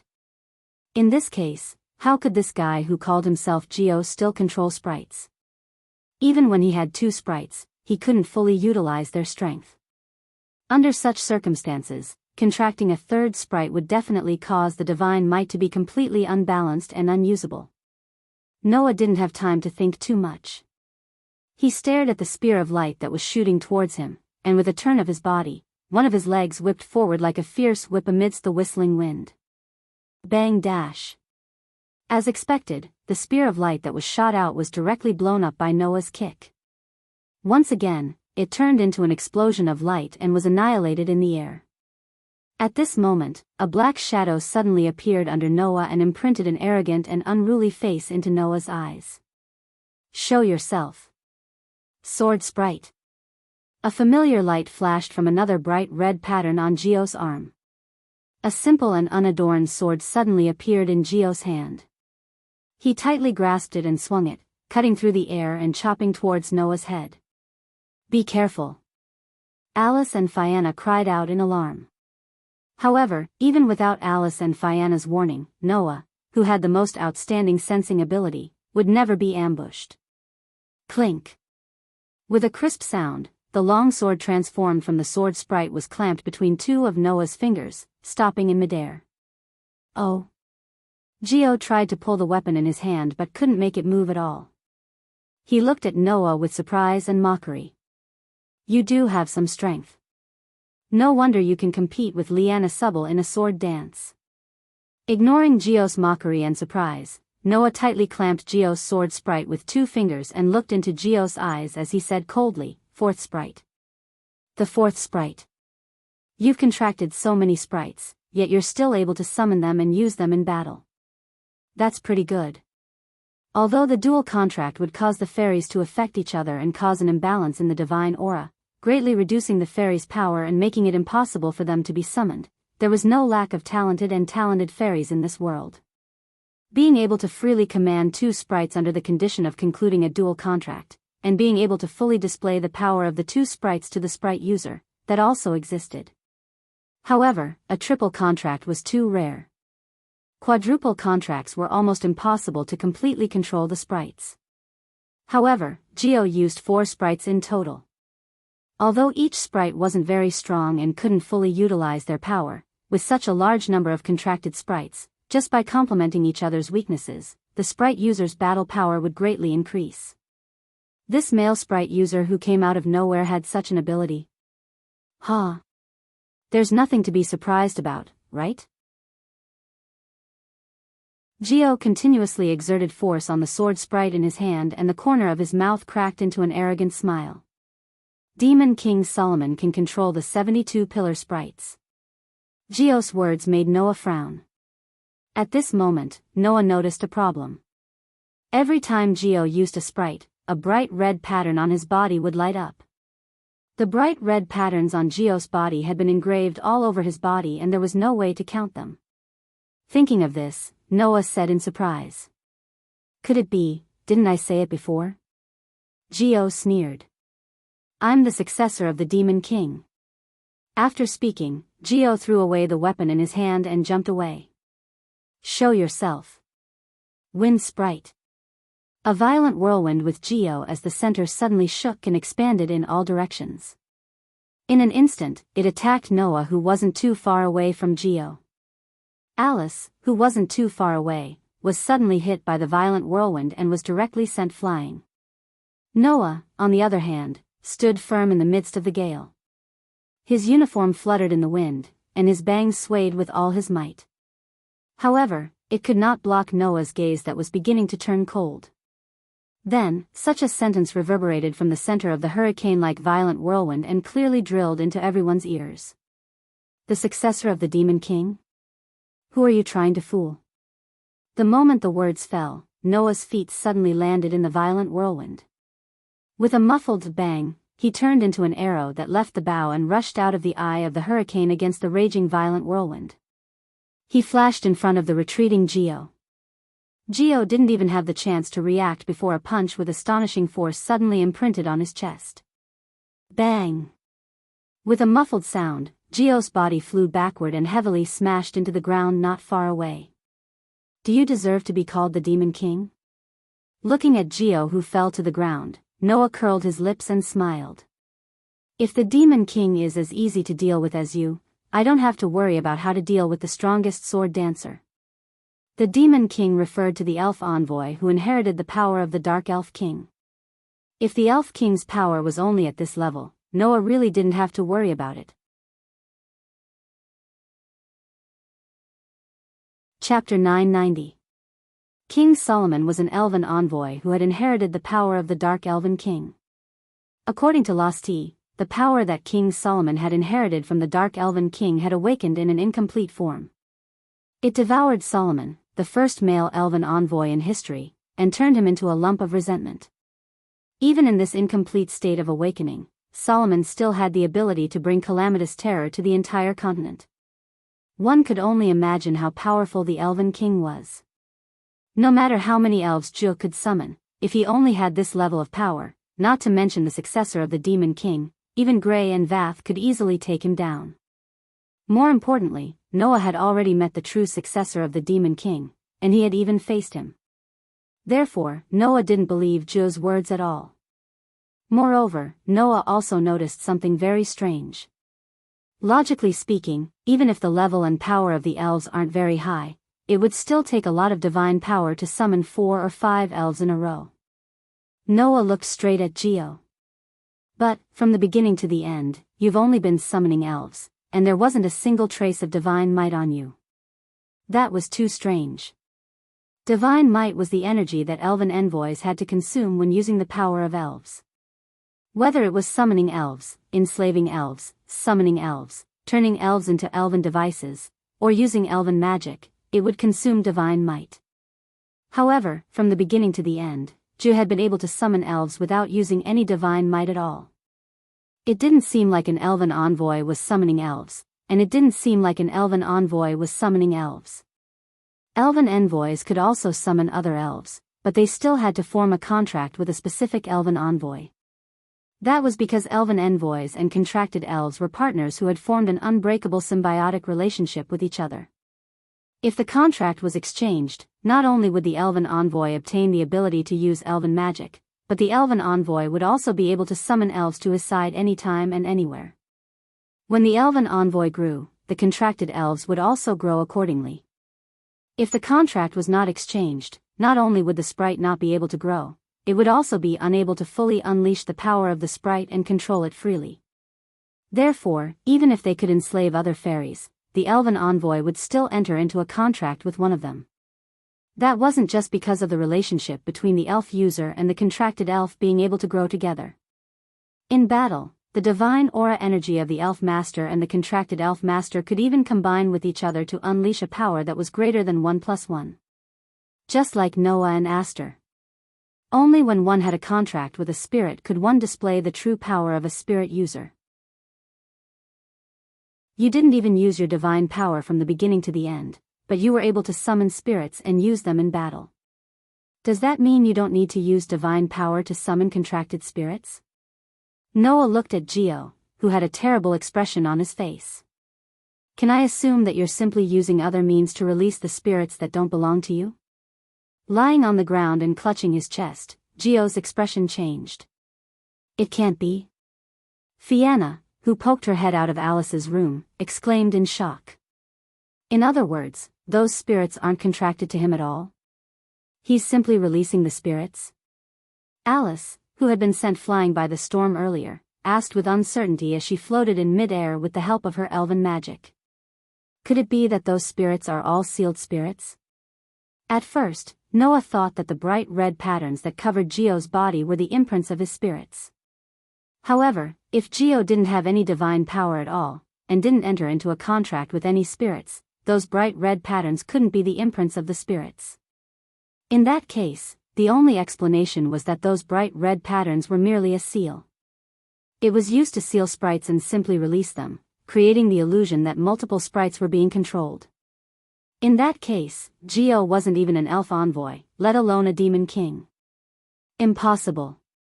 Alice couldn't help but exclaim. If he's simply releasing the sealed spirits, how did he control them? The one who answered this question was none other than Geo himself. That's because I have the power to control them. Holding his aching chest, Geo stood up from the ground with difficulty and let out a gloomy laugh as he opened one of his hands. There was a red gemstone in the shape of a magatama lying on that hand. That's... Fianna covered her mouth and exclaimed in shock. Blood of the Elf King. What? Alice's face was filled with shock. Not only Alice, but Noah, who had clearly heard Fianna's voice, frowned and stared at the red magatama in Geo's hand. In this world, there was a very special stone. It was an ore that could seal the spirits and a part of their power within it, and release the power of the spirits within to temporarily use the power of the spirits. That ore was called the Elven Oregon. The so-called blood of the Elf King was a type of Elven Oregon. Moreover, it was a very special type even among the Elven ores. It was a very special Elven ore that could only be mined in the holy realm of the elemental spirits world. Its function was basically the same as the Elven Oregon. However, ordinary elven ores could only seal the power of low-ranking spirits or middle-ranking spirits. The blood of the Elf King, on the other hand, could seal a part of the power of high-ranking spirits and unleash an extremely powerful effect. Because of this, the blood of the Elf King could be said to be a national treasure. Even if one had money or power, they might not be able to buy it. Not to mention other things, even Alice, a direct descendant of the Frangelto family, couldn't get her hands on this national treasure. This fake elven envoy who came from God knows where actually had such a national treasure-level treasure. This is the source of my power. Holding the Elf King's blood that looked like a jade hook, Geo laughed arrogantly. Sealed in it is the most powerful spirit that can control a large number of spirits, the Mad King spirit. I see. Noah sneered. It's because of the power of the Mad King's elves that you came up with the idea of sealing a large number of elves on your body and simply releasing them for use in battle, am I right? It doesn't matter what method I use. As long as I can get the same power as the legendary Demon King, that's enough. Geo glared at Noah angrily. I'm the real Demon King's descendant. As long as I defeat you, a male elf envoy that came out of nowhere, no one will suspect me. The reason why Geo targeted Noah was that Noah had the ability to be an elf envoy. It wasn't because of jealousy, nor was it because he had no other choice. It was because there was only one male elf envoy in history, and Noah, who was also a male elf envoy, naturally gave people the feeling that he was the Demon King's descendant. This was something that Geo didn't want to see. This stupid and ignorant man had always thought of himself as the real Demon King. Only I can become the Demon King. Geo sneered. A bright red pattern on his body lit up and turned into a sharp steel sword that fell into his hand. I'll kill you and use this to prove that I'm the real Demon King. After saying that, Geo stomped on the ground and shot toward Noah like an arrow. The steel sword in his hand turned into a beam of cold light, cutting through the air and slashing toward Noah's body. Stupid guy. Noah's eyes turned cold, and his body began to surge with some divine power. Just as Noah and Geo were about to collide, an extremely cold voice resounded in the entire space. I can't stand watching this anymore. When this extremely cold voice rang out in the air, everyone present was stunned. Only Noah seemed to have sensed something before the voice sounded. He tapped the ground with the tip of his foot and retreated quickly. Buzz! Almost at the same time, a vibration reverberated in the air. It was the sound of cannons raining down from the sky like meteors. Chapter 991. In the dark moonlit night, the fierce cannon fire that fell from the sky like raindrops illuminated the entire darkness. Amidst the vibrations in the air, the cannon fire suddenly poured down toward the courtyard in front of the mole-class dormitory. Dong! Everyone only felt a flash of light descend from the sky and suddenly land in front of them. Immediately, a wild and violent impact that shook the sky exploded on the courtyard, lifting layers of wind. It was like a stormy sea that spread in all directions. Geo didn't even have time to react before he was directly submerged by the fierce cannon fire that fell from the sky. Noah had already retreated in time before that. When the violent impact swept in front of him like a stormy wave, he simply relaxed his body and took advantage of the strong winds to lightly float away. As for Alice, who relied on the elven magic of the wind attribute to float in the air, and Fianna, who had been hiding in Alice's room, were blown by the violent wind. They could only raise their hands to block in front of themselves and let out an imperceptible groan of anguish. After an unknown amount of time, the violent wind that shook the surroundings slowly calmed down and gradually calmed down. However, the courtyard in front of the mole-class dormitory had greatly changed. The ground looked as if it was scorched. Not only were there scorch marks everywhere, but there were also wisps of light smoke rising from it. In the courtyard, whether it was the fountain, the trees, or the flower beds, everything was destroyed by that round of fierce cannon fire, turning into waves of ruins and debris. As for Geo, his whole body looked as if it had been burned. Lying in the middle of the ruins, it was unknown whether he was still alive or not. Alice and Fianna looked at the terrible scene in front of them and were stunned for a moment. Their minds became blank. Only Noah, riding the strong winds, landed lightly on the ground, and raised his head to look at the sky. At the next moment, a scene that even Noah couldn't help but surprise him appeared before his eyes. Kacha, accompanied by such a mechanical sound, the cannon muzzles below the courtyard were put away one by one. What appeared in front of Noah was a fortress. It was a crimson fortress that seemed to be directly equipped with countless compound mechas and cold cannon muzzles. It looked like a mechanical giant. Just like that, the crimson mecha fortress hovered high up in the air. There were layers upon layers of cannons on its body, and its surroundings rippled with a frightening divine might. It transformed into gusts of strong wind, undulating back and forth in the air. The unimaginable scene made Noah somewhat surprised. Elven device? Yes. The fortress that looked like a composite mecha was the elven device that was formed by the elves. Alice also noticed the crimson fortress above her, and her eyes suddenly widened. How can it be? Ugh.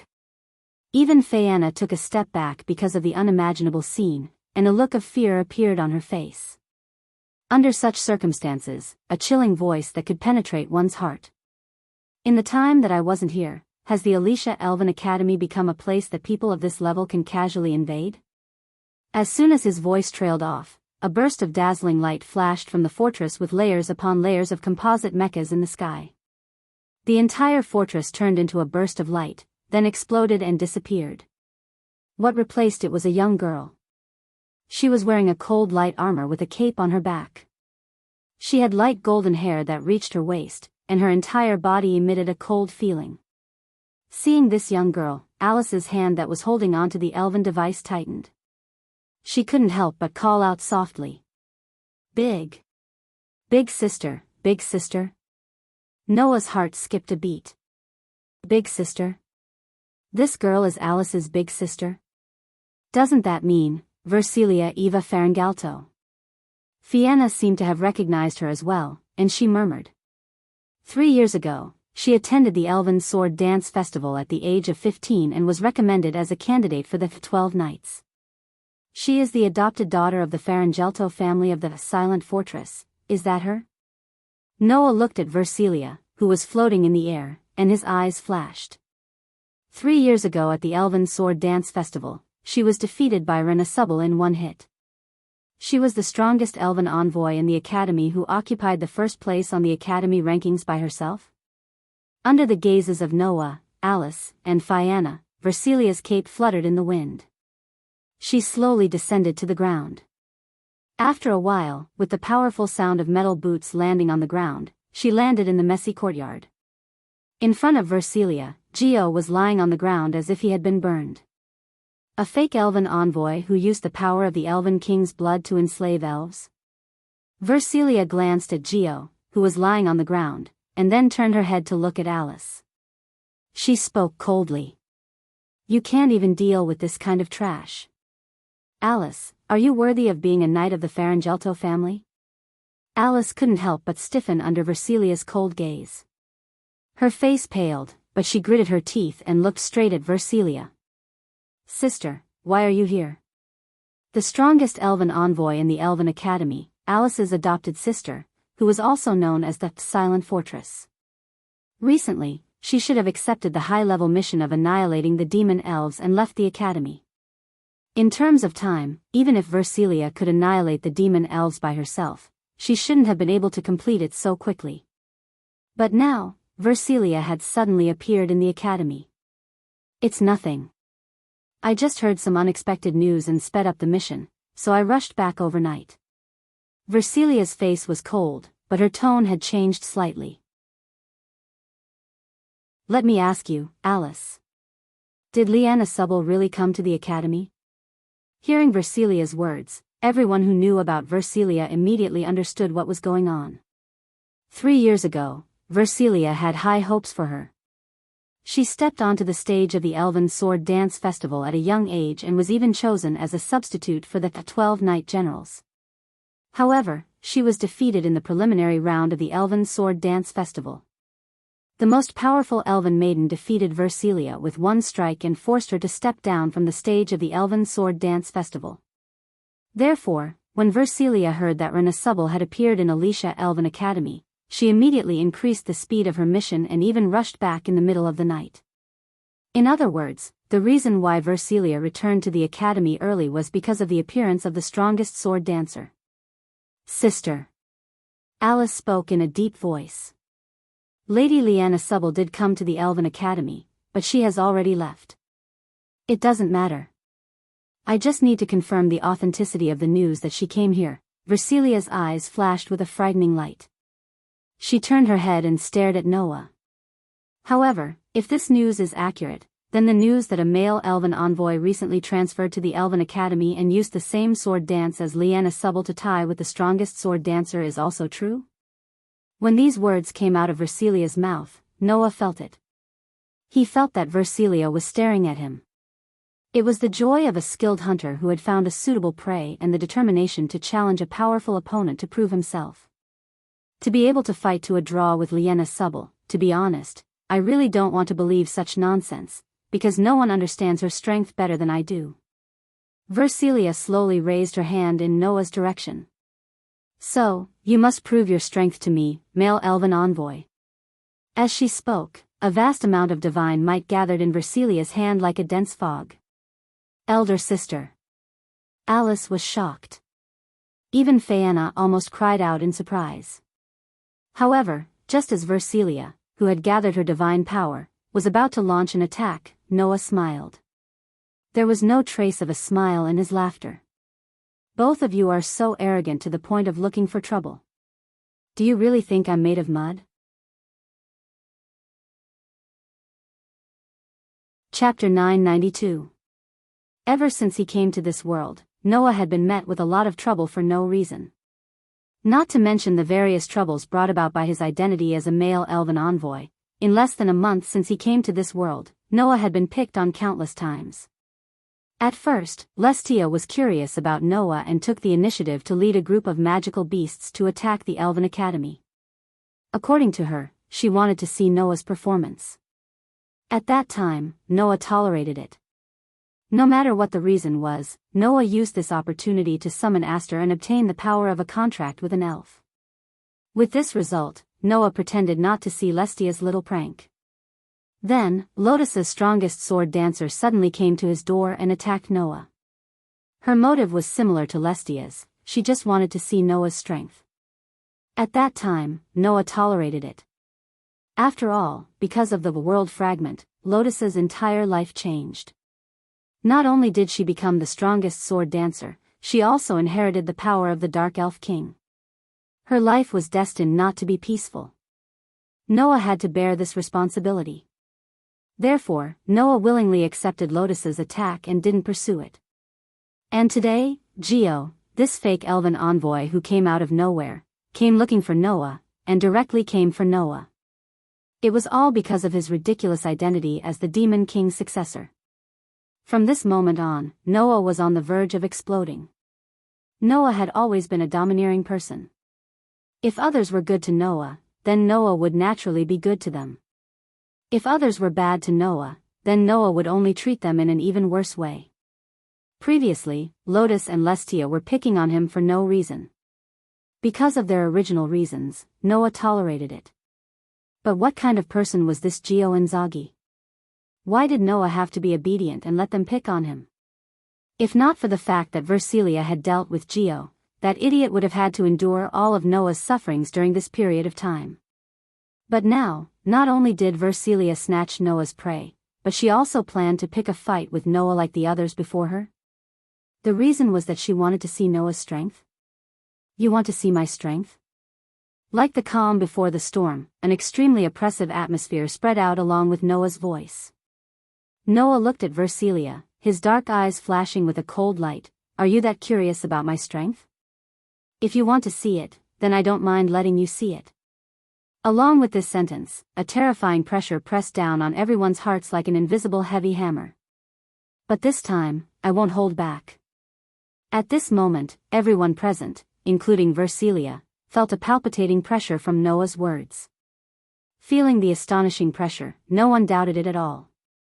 Once Versilia made a move, the situation would escalate to an uncontrollable level. Noah. Alice and Phaena looked at Noah, who was exuding a terrifying pressure, with fear in their eyes. You. Versilia's face darkened, and her eyes were filled with an unprecedented seriousness. The divine might that had gathered in Versilia's hands suddenly disappeared. It wasn't because Versilia was afraid.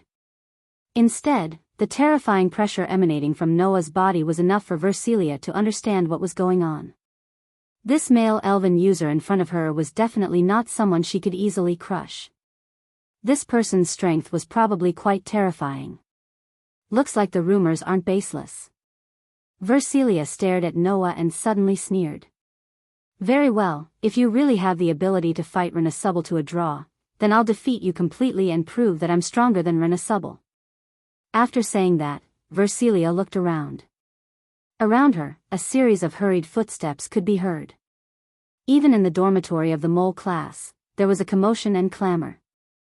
The commotion in front wasn't very big, so not many people discovered Ju's invasion. However, when Versilia appeared, she mercilessly bombarded the entire courtyard with cannon fire. With such a huge commotion, it was impossible not to attract attention. Versilia looked directly at Noah and said in a powerful voice. Looks like we won't be fighting today, but we'll have to fight sooner or later. As long as you and I both participate in the Elven Sword Dance Festival and fight Renasubble. After saying that, Versilia flung her cloak, turned around, and walked towards the door of the mole class dormitory. Seeing that Versilia had chosen to retreat and left behind a declaration of war, Noah frowned slightly. How troublesome. Why don't we just settle it here? Although that was what he thought, Noah didn't really intend to use all his strength. Otherwise, Alicia Elven Academy might not be able to survive. Elven Academy, Elven Academy. Noah and Fianna stood side by side outside the dean's office. Not long after, a series of hurried footsteps could be heard, causing Noah and Fianna to look over. They saw Claire and Linley running over from the corner of the corridor. Moreover, Claire's hair was still wet, as if she had just finished bathing. Behind Linley was Carol, who seemed to be in a hurry. "Are you okay?" As soon as they arrived, Claire and Linley spoke at almost the same time. Then, they both started at the same time, embarrassed expressions appearing on their faces. "Hee hee." Carol snickered. The two ladies seemed to be very worried about Mr. Noah. "Carol." Claire and Linley immediately cried out in anger out of humiliation at the same time, but this also confirmed that Carol's words were true. It was obvious that Claire and Linley had rushed over because they heard that Noah had been attacked. "Don't worry, I'm not at the point where I'll be hurt by a random person." Noah shook his head with a smile. "Right now, the attacker has been captured by the Wind King Knights." Alice is also inside reporting to Gray and Vaz about what happened. "We're just waiting for the result of the discussion." "Is that so?" Claire and Linley both let out a sigh of relief. From this point, it could be seen that Claire and Linley were really worried about Noah. Although she was a young miss who didn't know the ways of the world and was problematic in all aspects, both Claire and Linley were very kind-hearted girls. At this time, Claire and Linley finally noticed Fianna. Linley tilted her head and asked doubtfully. "I've never seen you before. Are you a student of the academy?" However, Fianna didn't pay any attention to Linley. Instead, she stared closely at Claire, an unprecedented seriousness appearing on her face. Claire felt a little uncomfortable being stared at by Fianna. "You. Why do you keep looking at me?" Fianna didn't answer Claire's question and instead said so. "You're Claire Lucio, right?" "Yes. Yes." Claire raised her eyebrows and stared back as if unwilling to show weakness. "Is there a problem?" Fianna didn't say anything and only stared at Claire, causing the atmosphere to become heavy all of a sudden. At this time, the door to the dean's office opened and Alice walked out, attracting everyone's attention. Noah went straight to the point and asked, "How is it?" "The dean will send people to investigate the identity and background of that Geo Inzak." Alice met Noah's gaze and said to Noah, "He will be escorted by the knights and locked up in the Imperial Capital's prison." "Is that so?" Noah's furrowed brows relaxed. Geo Inzak was only a minor character. Compared to such a minor character, it was better to pay more attention to that Versilia.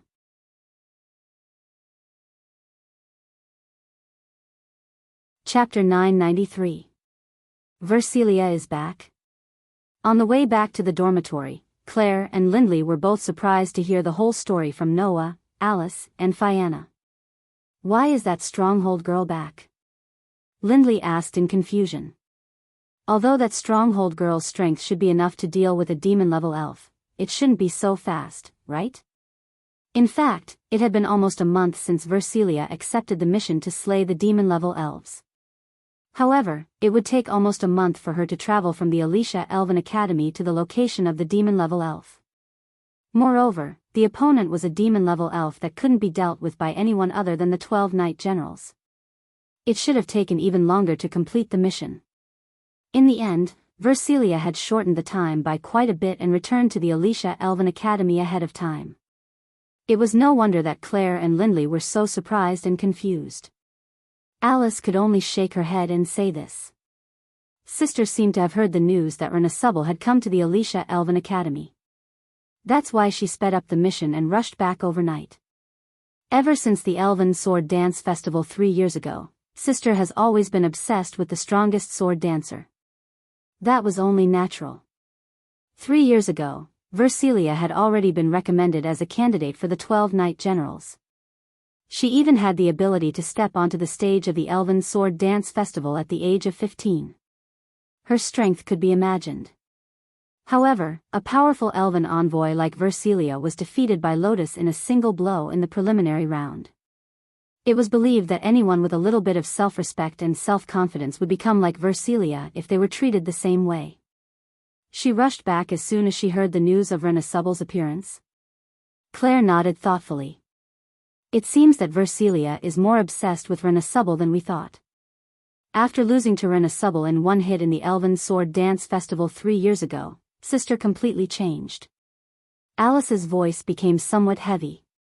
In the past, although Big Sister had always been very strict with herself and was very cold, her heart was actually quite gentle. Now, Big Sister is no longer the same as before. She blindly pursues strength, and her heart seems to have frozen. Only the thought of becoming stronger is left.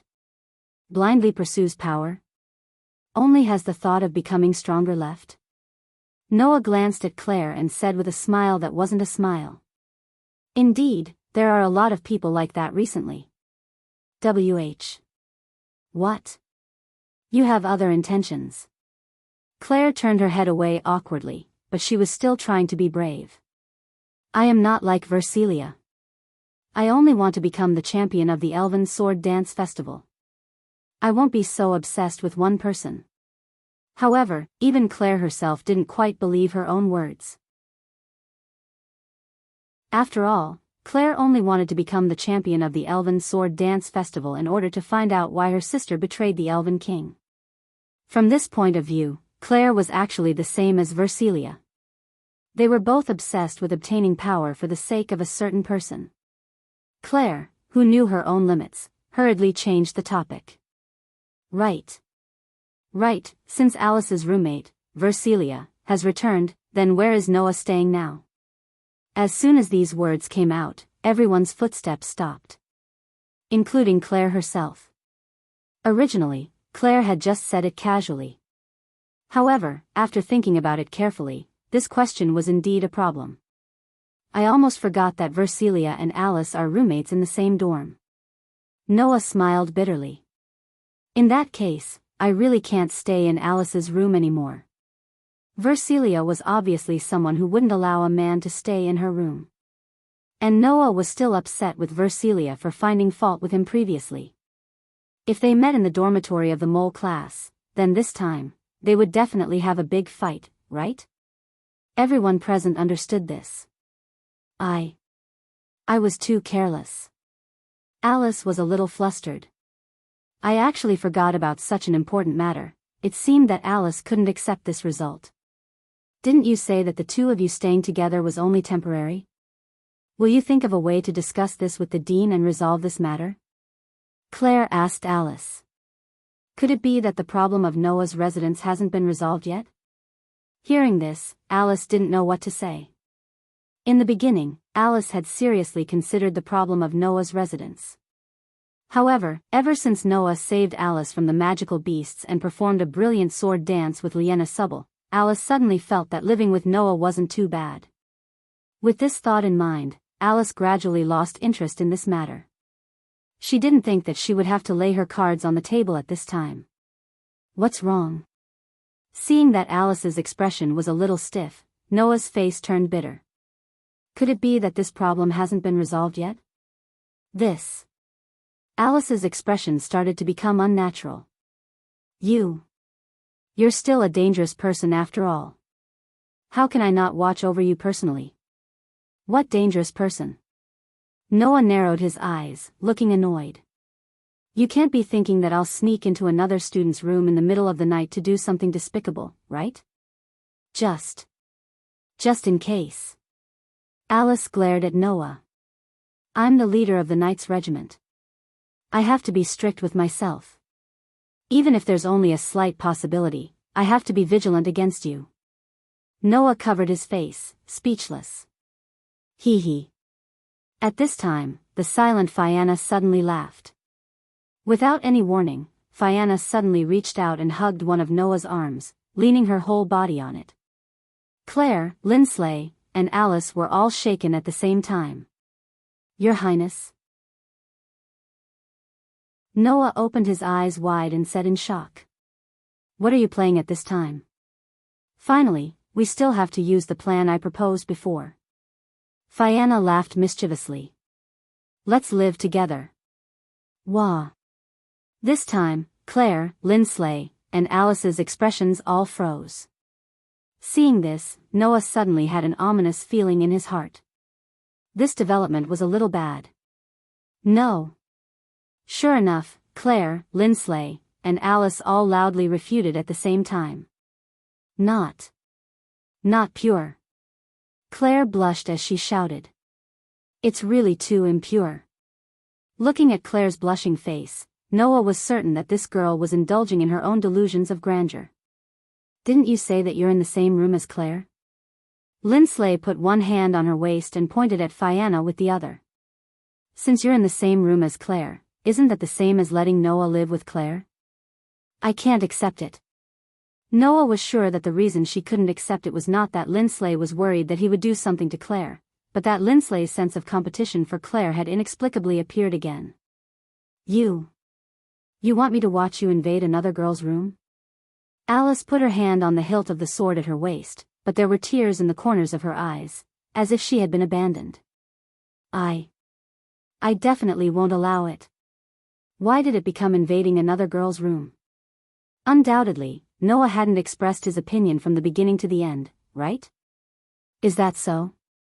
Fianna had an innocent expression.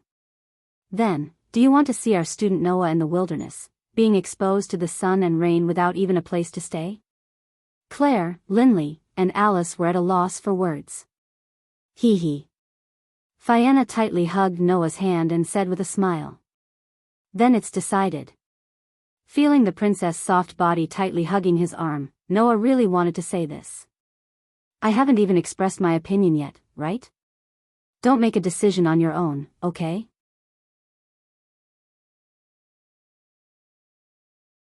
Chapter 994. Although it was the Crow class with many problematic children, the treatment of the students of the Crow class was no different from that of the Mole class. In terms of dormitories, the scale of both classes was almost the same. However, Noah had once wondered if the dormitory of the Elven Academy was a little too luxurious in terms of dormitories. Because from the outside, it didn't look like a dormitory at all, but more like a luxurious mansion. Now, Noah had arrived in front of the luxurious dormitory of the Crow class. In other words, in the end, Noah decided to stay in the Crow class dormitory for the time being. However, the room that Noah planned to stay in wasn't the room that Claire and Viviana were in. Humph, Lindley proudly raised her head and puffed out her chest, looking like a winner. Sure enough, in the end, it's still my overwhelming victory. Ugh. Viviana, who was acting like everything was under her control, pouted her lips unwillingly and looked at Noah with hidden bitterness. Why don't you stay with me? Don't tell me you hate the licentious princess. Although I've never thought of living with you, losing to Lynn Silei is still something I can't accept. Claire also seemed to be unable to let it go, especially when she saw Lindley's triumphant look. She gnashed her teeth and glared at Noah. Why did you choose Lindley? Which part of me can't compare to this woman? Hearing Claire's words, Noah was speechless. Although strictly speaking, this sentence could not be said to be wrong. But if it was heard by someone who didn't know, they would definitely think of Pian Pian. On the contrary, Lindley brushed her waist-length golden hair and said calmly, You're asking the obvious. Claire Lucio, of course it's because I'm better than you in every aspect. That's why Noah chose me. No, you're mistaken. Noah couldn't help but correct her. I just think that living with you is the least tiring way for me. Noah didn't know why Viviana was so enthusiastic about him. And whether Viviana was serious or just playing around, Noah also didn't know. However, Noah didn't know much about Viviana, but Noah already had a certain degree of understanding about Claire. To put it simply, this girl was more innocent than Alice, and more violent than Alice. If he stayed in Claire's room, even if he didn't consider Princess Fianna, Noah could predict that under Claire's sensitive and pure character, he would definitely suffer much more torment and noise than when he stayed in Alice's room. On the contrary, Lindley didn't show any excessive reaction to Noah from the beginning. This might be because of her pride, but at least, this precondition, there wouldn't be any commotion. This was Noah's consideration. Besides, isn't she the only one living in Linley's room? Noah shrugged. Then, it's normal for me to stay in Linley's room, right? There were two things that were wrong here. First, it wasn't normal for a man to live in a woman's dormitory. Second, Linley wasn't the only one living in her room. Carol was also in her room. However, Noah only recently found out that Carol wasn't actually Linley's roommate, but was treated as Linley's personal belonging and arranged to stay in Linley's room. Similar situations weren't uncommon. Like the contracted spirits of elven users, some elven users would let them live with them instead of letting them return to the elemental world. For this reason, the Elven Academy had a rule that students stayed in a room in pairs, and contracted spirits were counted as the students' personal belongings and weren't counted. Carol was such an existence. Therefore, although Carol was still living in Linley's room was only filled with her name in the Academy's dormitory records. This was also one of the reasons why Noah chose Linley's room. First, make it clear. Alice, who had followed along, warned Noah solemnly, her eyes filled with unprecedented seriousness. If I receive a report that you've done something dirty, I'll definitely make you into a grilled mackerel. The dishes have become more and more varied recently, congratulations, What did you say? Nothing. Noah held his forehead and sighed. All right, it's getting late, let's all go back and rest. With that, Noah simply pulled Linley's hand and walked in the direction of the dormitory. Ah. Linley let out a small cry, her pretty face blushing. Ugh. Claire, Fayanna, and Alice glared at Noah's back, gnashing their teeth. Only Carol chuckled and followed, running in front to lead the way. Please come in. In front of a door, Carol opened the door and welcomed Noah in with a smile. This is my room with the eldest Mississippi. Noah walked into Linley's room and looked around. In terms of size and decoration, Linley's room wasn't much different from Alice's room. The difference was that Alice's room had dolls and was decorated with pink carpets, very girlish, while Linley's room had very tasteful decorations and furniture, full of elegance. It's a very tasteful room, Noah praised. It should be very comfortable to stay here. Hearing this, Linley, who had been waiting nervously for Noah's evaluation, immediately became happy, as if she was relieved, and a confident smile hung on her face. As the eldest daughter of the Lorenfrost family, this is a given. With that, Linley touched the edge of the wardrobe next to her and frowned slightly. However, I haven't cleaned the room today, so it's a little dusty. I'll have to clean it a little tomorrow. Do your best, Mississippi, Carol cheered Linley on. As long as eldest Miss makes a move, no matter what family matters it is, it will be a piece of cake. The room will become beautiful in an instant. Of course. Lynn Siley was a little too pleased with herself. Just watch me, Carol. Yes. Carol had a look of worship. Little did she know that this scene made Noah unable to look straight at it. Why does Linley, as the miss, have to clean the room, while Carol, as the maid, is cheering her on? What are you talking about? Linley said discontentedly. How can I let Carol do the housework? What if Carol's hands become rough? What about you? Noah's eyelids twitched. Won't your hands become rough? I'm Linley of the Ice Demon, and the Water Fairies are all my friends. Linley once again raised her head and puffed out her chest. How can my hands become rough? Don't say it, Mississippi, Carol urged. My stomach is almost flat from hunger, hurry up and cook for me. Sorry, I almost forgot. Linley seemed to have been awakened. She walked into the room, picked up an apron, and said to Noah while putting it on. You haven't eaten yet, right? I'll make one for you while I'm at it. Thank you. Noah looked at Carol, who was standing at the side and smiling at Linley, and laughed dryly. You're really not going to help your miss?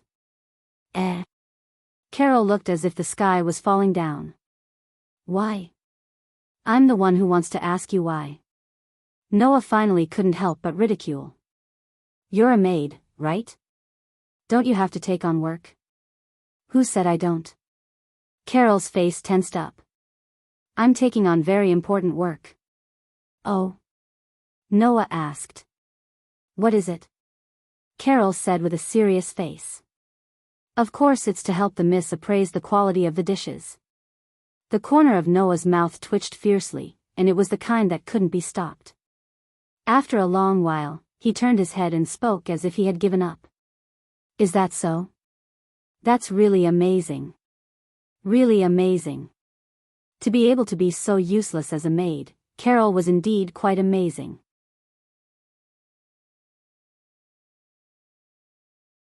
Chapter 995. It had been a long time since Noah had a dream. He had a dream of the final battle between the Saintess and the Demon King. It was as if he wanted to make up for all the previous dreams. Today, Noah once again watched the entire process of the final battle between the Saintess and the Demon King from the perspective of the Emperor. It was as if he wanted to finish the rest of the performance. Noah saw the saddest memory in his contracted sprite's life. Poochie. In the depths of the dark fortress, the dazzling silver holy sword that illuminated the space and dispelled the darkness directly pierced through the heart of the Demon King, who was burning with black flames all over his body, emitting an extremely cold light. Roah. With his heart pierced through, his entire body was enveloped by the radiance of the Demon Slayer. He had already turned into a lump of resentment, and the Demon King, who had lost all rationality, let out a hair-raising roar. Clang! The Vorpal sword, which belonged to the strongest sword dancer in the Demon King's hand, fell to the ground with a crisp sound. The spirit engravings that were branded on the Demon King's body, representing the 72 spirit pillars that he had enslaved, were gradually annihilated under the strong light, disappearing without a trace. It was just like what was mentioned in the legends.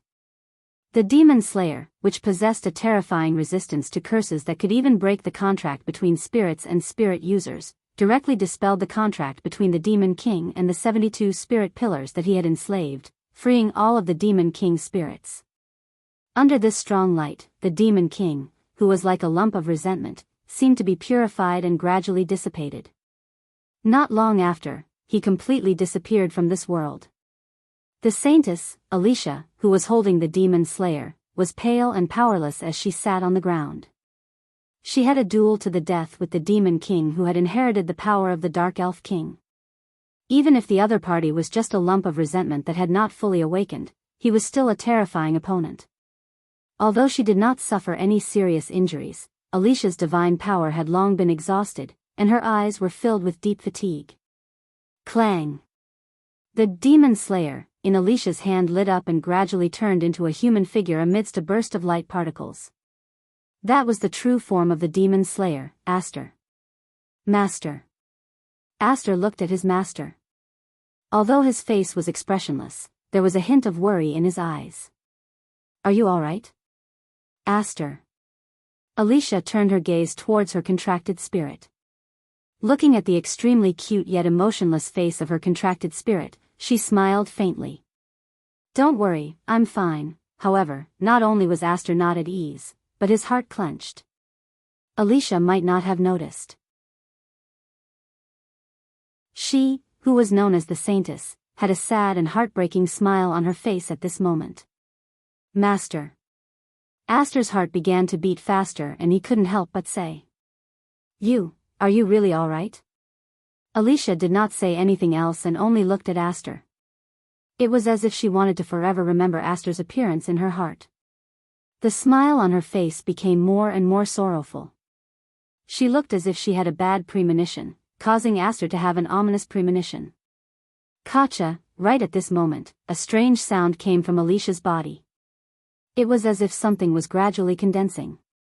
Then, under Aster's expression, the Saintess, who had a sad smile on her face, began to gradually change from her ankles. Gradually, it condensed into a beautiful spirit or crystal. Kacha kacha kacha, as the strange sound became more frequent, Alicia's body began to crystallize bit by bit, turning her soft body into a hard crystal. Moss.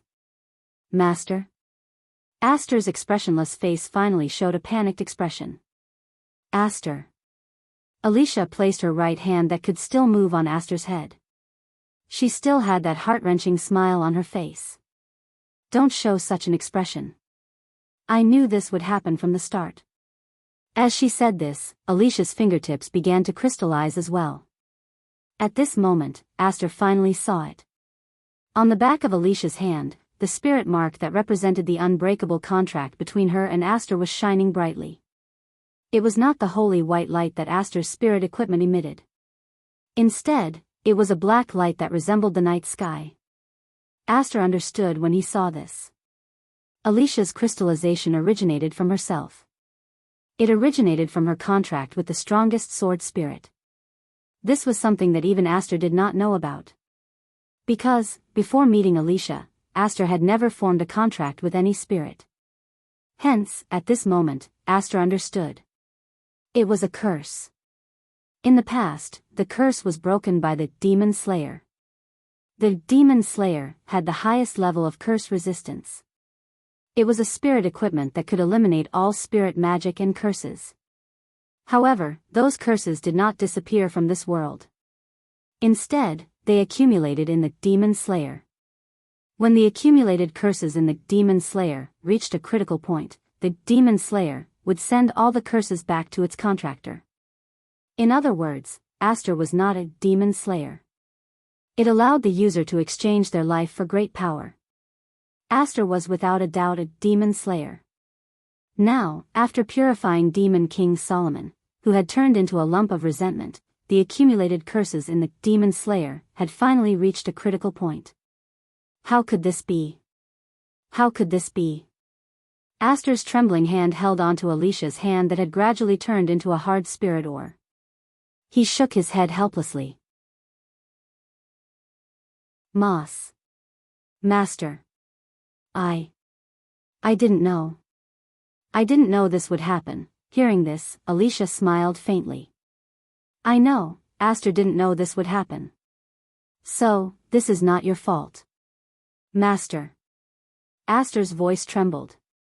You knew this would happen, yet, that's right, Aster. Alicia gently stroked Aster's silver white hair while revealing a serene expression. I did it willingly. To save the continent that was being invaded by the Demon King.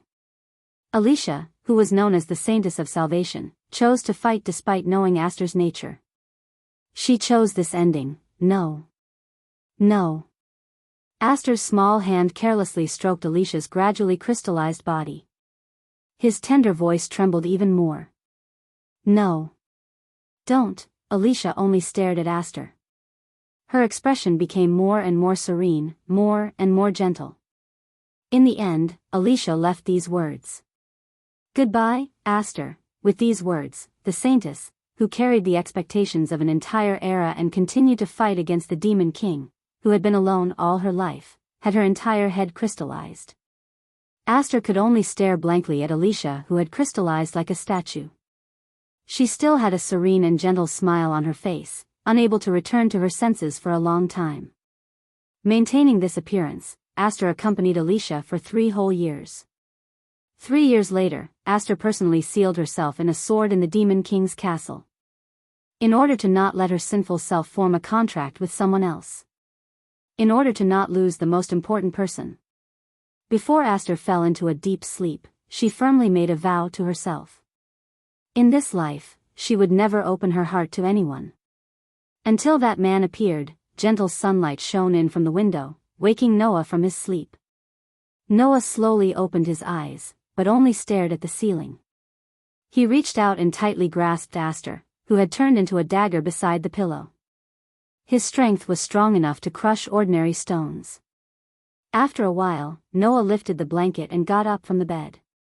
On the bed beside him, Linley and Carol were hugging each other, sleeping very soundly. Noah brought Aster and quietly walked out of the room.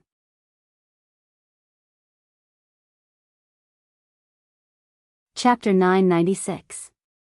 The early morning sun shone on the elf forest, filling the entire forest with a kind of vitality, which was especially heartwarming. On a small stone path, Noah was holding Aster's hand as they slowly walked into the depths of the forest. Aster held Noah's hand while matching Noah's pace. His head was tilted as he stared at Noah. His mysterious eyes were filled with doubt. "Master, do you have something to say to me?" Yesterday, Aster had been resting due to Noah's request. The elven device in the form of a dagger was carried by Noah. Therefore, Aster didn't know what happened yesterday. However, Noah suddenly woke Aster up and brought him for a walk in the elven forest. Aster's intuition told him that Noah had something important to tell him. However, half an hour had passed since they entered the elven forest. In this half an hour, Noah didn't speak to Aster at all. He only walked forward, causing Aster's doubt to grow. In the end, Aster could only say this. "Did I do something wrong? Is Master going to punish me in a very perverted way?" Noah's indifferent expression was destroyed by Aster's words. His entire face fell. "Why would you have such a thought? Didn't Master say this before?" Aster blinked. "If you did something wrong, then you would be punished in a very perverted way. That was used to scare Alice. I didn't really intend to do that." Noah's face was bitter. "Aster, you didn't take it seriously, did you?" Aster looked at Noah in disbelief. It was as if he was saying, "Isn't that so?" "All right." Noah sighed. "I didn't intend to punish you in a perverted way. It's not that Aster did anything wrong. I just wanted to have a good chat with Aster." Aster looked straight at Noah, his pair of mysterious eyes began to flicker. Being stared at by Aster, Noah didn't walk forward. He stopped and let go of Aster's hand. He squatted in front of Aster, maintaining eye contact with him. Aster seemed to have seen something from Noah's pitch-black eyes. The indescribable expression in his eyes became more and more shaken. "Don't tell me you already know?" Noah didn't answer immediately. Instead, he extended his hand and rubbed Aster's head like before. "Are you referring to the fact that you have the ability to curse a contractor?" Aster fell silent after hearing this. "I saw it." Noah continued to rub Aster's head. His gaze didn't leave Aster's sight. "Your previous contractor, the Saintess of Salvation, Alicia's final outcome." Aster's eyes rippled with uncontrollable emotions. However, the pair of eyes that used to sparkle seemed to have dimmed at this moment. They had lost a lot of their luster. "I only found out about it then," Aster said expressionlessly. "I'm a demonic sword with a curse that will eventually kill its owner. I'm not a holy sword." Although Aster's face didn't have any expression, his eyes revealed traces of sorrow. "Alicia died because of me. If I knew I was such an ominous sword, I definitely wouldn't have formed a contract with anyone. However, this small wish wasn't realistic at all. Because Alicia had a curse that would eventually kill its owner. Apart from forming a contract with the elven envoy and witnessing it with one's own eyes, there was no other way to find out. Unless, from the very beginning, Aster didn't know that he was cursed and would never sign a contract with any elves. Otherwise, when Aster found out about his true nature, he would have personally witnessed his own curse killing his owner. This matter was quite ironic. As the highest grade elven device, I can break any curse in this world, but I can't break my own curse. Aster looked straight at Noah as though he wasn't talking about himself. A holy sword that can even kill a demon king. If the main body of the holy sword is a powerful force that can only be exchanged with one's life, then it wouldn't be strange for it to be able to kill a demon king who has inherited the power of the Dark Elf King. Listening to Aster's self-deprecating words, Noah continued to rub Aster's head. His gaze was full of tolerance.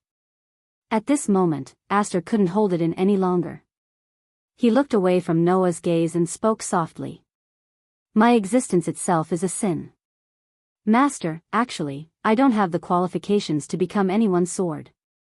Along with this sentence, an indescribably heavy atmosphere filled the surroundings. However, Noah laughed. His laughter dispelled the heavy atmosphere in the surroundings. "Is that what you really think?" Noah looked straight at Aster. "If that's what you really think, then why did you form a contract with me?" "Because..." Aster's tone couldn't help but carry some emotions. "Isn't it because Master is immune to all curses? Isn't it the same as me, or even higher than me?" The legendary demon slayer indeed didn't have the qualifications to form a contract with any elven envoy. However, that was under the circumstance that it would eventually kill its owner. If the elven envoy had the ability to not be affected by curses, then what would happen? At that time, Aster, who intended to reject Noah's contract, couldn't help but accept Noah's contract when he found out that Noah had such resistance to curses. Furthermore, in order to carve the elven mark on Noah's body that could even nullify the elven contract, Aster had almost exhausted all of his strength to maintain his form. What did this prove? You must be very lonely, right? Noah said with some pity. Being sealed in the sword for days, master. Aster's eyes wavered. Don't want to form a contract with anyone. That's just a lie. Noah exposed Aster's feelings. Otherwise, after knowing that I won't be affected by curses, you wouldn't have used up all your energy to engrave the elven engraving on me and form a contract with me. I know, you must be very lonely. Noah smiled and patted Aster's head. But, that ends here. In this world, there was no other elven envoy more suitable than Noah to form a contract with Aster. Because, Aster's curse couldn't affect Noah at all. You once said that you hope that I won't die before you, right? At this moment, Noah's tone was unusually gentle. Listen well, Aster, I definitely won't die. So, you have to be my sword forever and live happily, understand? Master. Aster raised his eyes and stared at Noah. His eyes lit up again. Then, Aster took a deep breath. His voice was unprecedentedly strong and powerful. Then, I ask Master to form a contract with me. You definitely won't die before me. Oath. That was a ceremony used to swear an oath between elves and elven envoys. The contents of the oath were decided by the two parties who intended to make the oath, and it was established under the witness of the ceremony. Once the oath was broken, the breaching party, no matter if it was the elven envoy or the elven envoy, would be severely punished. For example, if there was an elven envoy who broke the oath, that person would not be able to receive the blessings of the elven envoy for a long period of time, and would be hated by other elves. In serious cases, they would even lose the ability to summon elves. Because it was such an effective ceremony, the contents of the oath ceremony were even seen as a step to form a formal contract with a high-ranking elven envoy. And the content of the oath was that after making the oath, they would kiss each other. I hereby swear that I will live forever as your sword. Alice couldn't help but lean into Noah's embrace. She raised her chin and stared at Noah. So, please also make an oath that you definitely won't die before me. After he finished speaking, Aster closed his eyes and lifted his chin to look at Noah. When making the contract, although it had to be kissed for it to take effect, it didn't specify where it had to be kissed. Logically speaking, even kissing the back of the hand was enough to establish the oath. However, there was also an unwritten rule that when making the oath, the more important the location of the kiss, the stronger the effect of the oath. So, to Witch G, who had to maintain her purity, and the elves who only opened their hearts to Witch G, kissing the lips was definitely the most important location. It was obvious how much Aster valued this oath. Looking at the beautiful elven girl snuggling up in his arms and asking for a kiss from him, Noah did not have any evil thoughts in his heart. Instead, there was only endless pity and warmth. I also hereby swear that as long as Aster lives as my sword, I will never die before you. Leaving these words, Noah captured Aster's lips without hesitation.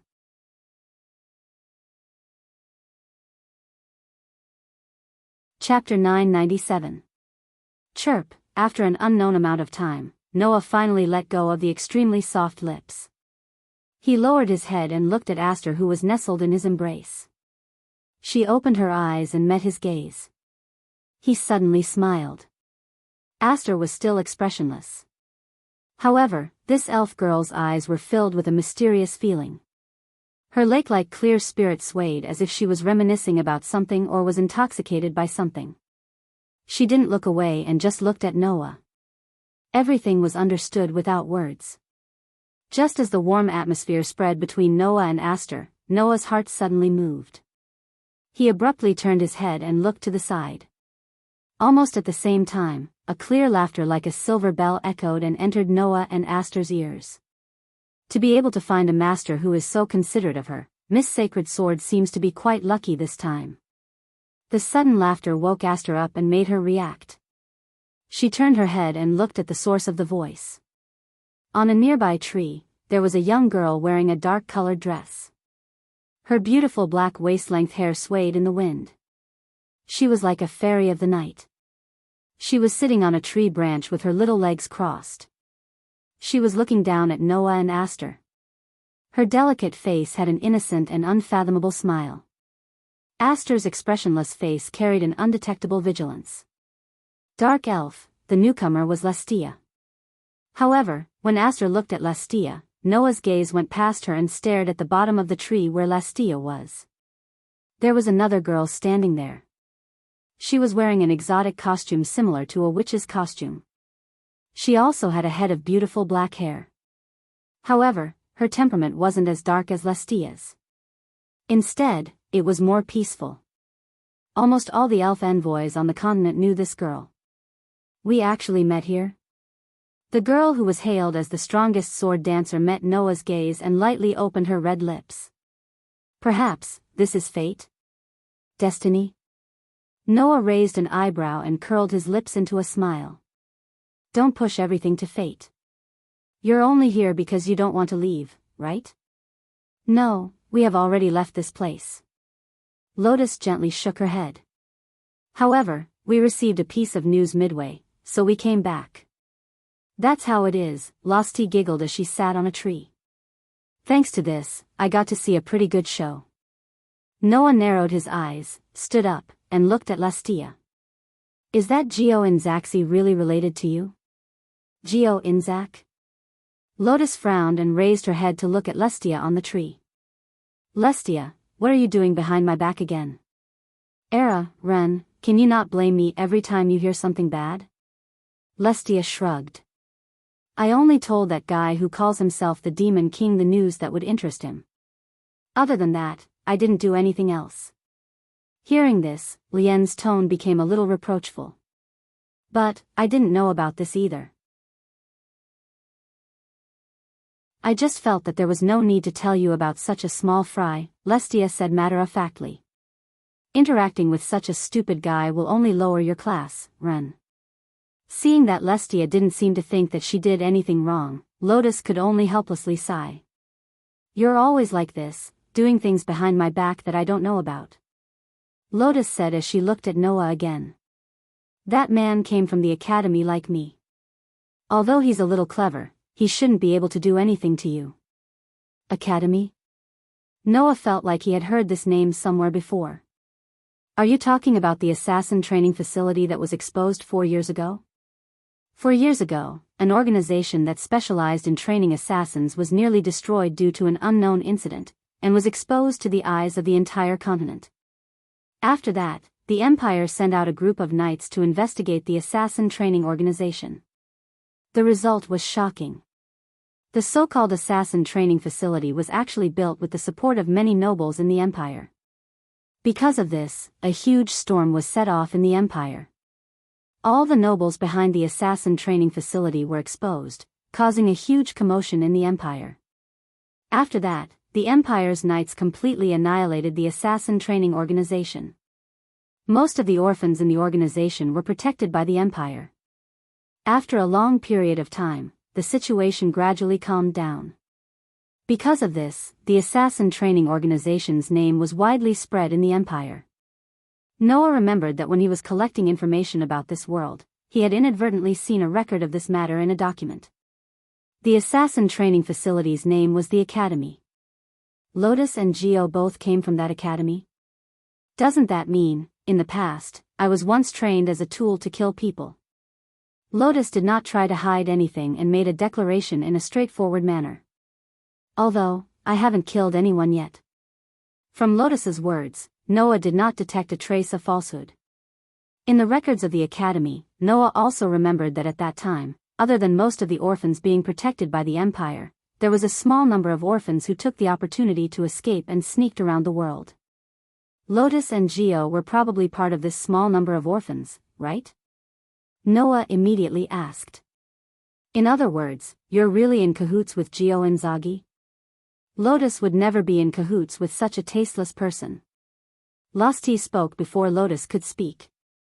It's just that guy seems to be very easy to use. That's why I found him. It has nothing to do with Lotus. Then what are you planning to do with that guy? Noah looked at Losty with a hint of mockery in his eyes. Don't tell me you're planning to use that guy to deal with me? After the previous dispute with Lotus, Losty once went to Noah alone and threatened to stop Noah from taking the world fragment from Lotus. Could it be that Losty used Gio for this purpose?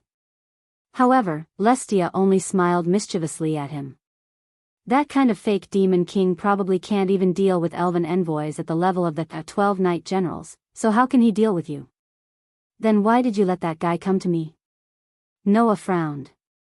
Don't tell me you want to see my performance again. Even if I don't say anything, the news about you will spread to the entire continent. When that imposter hears the news, she will still come looking for you. Lestia lowered her head and glanced at Lotus, who was still under the tree. However, I didn't expect that the fake would cause something interesting to jump out. Something interesting? Noah's frown deepened as he stared at Lotus. Speaking of which, you just said that you came back because you heard some news that you cared about, right? Lotus didn't nod or shake her head. She only hesitated for a moment before asking Noah. In the Elven Academy of Alicia, there is an elven envoy called Versilia Eva Farangelto, right? Versilia? Noah didn't expect to suddenly hear this name from Lotus's mouth. He was a little surprised all of a sudden. Did you come back because of Versilia? Lotus nodded. Then, she thought about it carefully and shook her head. That's not right. I can only say that Versilia Eva Farangelto is part of the reason why I came back. Noah and Aster looked at each other. What's the matter? Losty teased Noah, trying to keep him in suspense. Don't you want to know what we want to do? What you want to do has nothing to do with me. Noah's furrowed brows slowly relaxed as he spoke indifferently. However, if you still want to come after me, I won't hold back anymore.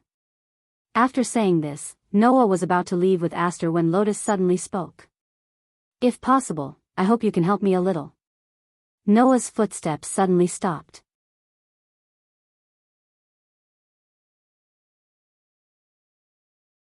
Chapter 998. Help. Noah slowly turned around and didn't say anything. He signaled for Lotus to continue with her words with his eyes. On the other hand, Losty, who was sitting on the tree, frowned slightly. Lotus, are you sure you want to ask him for help? With his help, it will be much easier for us, Lotus said without hesitation. After all, I'm not a student of that academy. I can't act openly in that academy. With your abilities, even if you barge into the Elven Academy openly, no one will be able to do anything to you, right? Losty still couldn't let it go. Even if you don't want to barge in so recklessly, you can still sneak in. Although Lotus was known as the strongest sword dancer and was famous for her beautiful sword dances, she had also been trained as an assassin in the academy. Her ability to hide and sneak in was definitely not ordinary. With her abilities, it wouldn't be difficult for her to sneak into the Elven Academy. However, Lotus shook her head. Indeed, it wouldn't be difficult for me to sneak into the academy. But that's only if the witch isn't there. That witch? Lastia's tone was filled with doubt. Even if it's Grey and Vath, they won't be able to do anything to you, right? Don't forget, Lotus could freely use the power of the Dark Elf King. If she used that power, even the strongest elf on the continent wouldn't be able to do anything to her. Losty, you're underestimating that witch.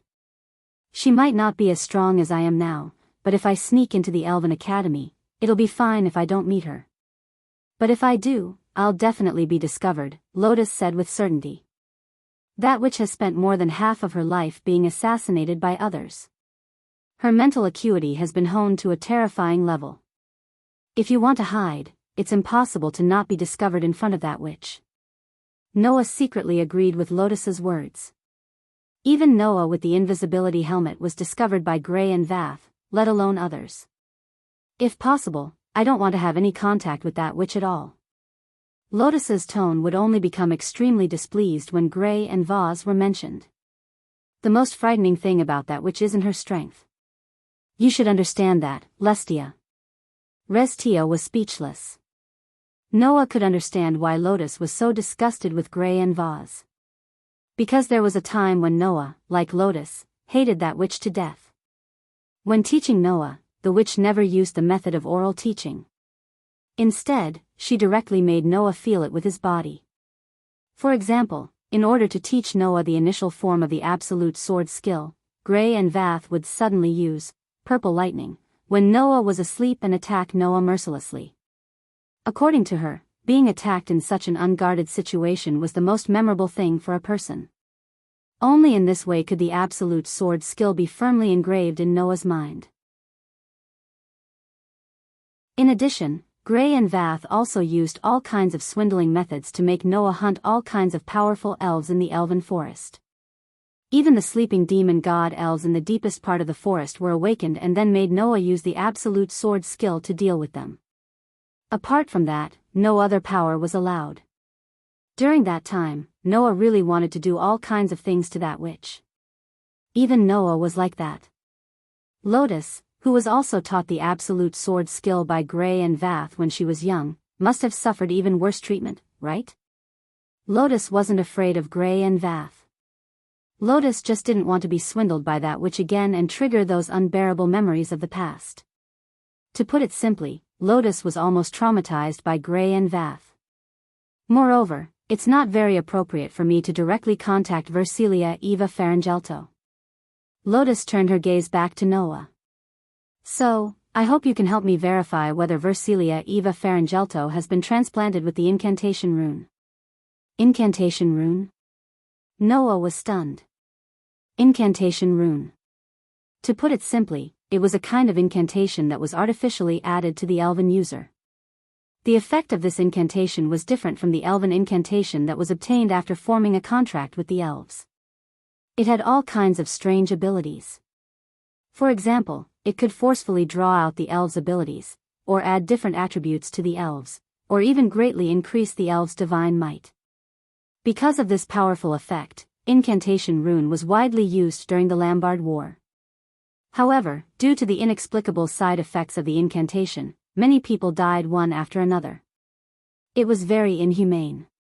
Therefore, after the war, the incantation had been banned by the various countries. No more transplants were allowed to be carried out. Of course, that was on the surface. In the dark, some countries and organizations were still conducting research on spell engraving. You're saying that Versilia has been transplanted with the incantation rune? Noah asked. What's going on? I don't know the details. Lotus turned around and looked in the direction of the Elven Academy. I'm only here because an acquaintance told me that Versilia Eva Farangelto might have been transplanted with the incantation rune.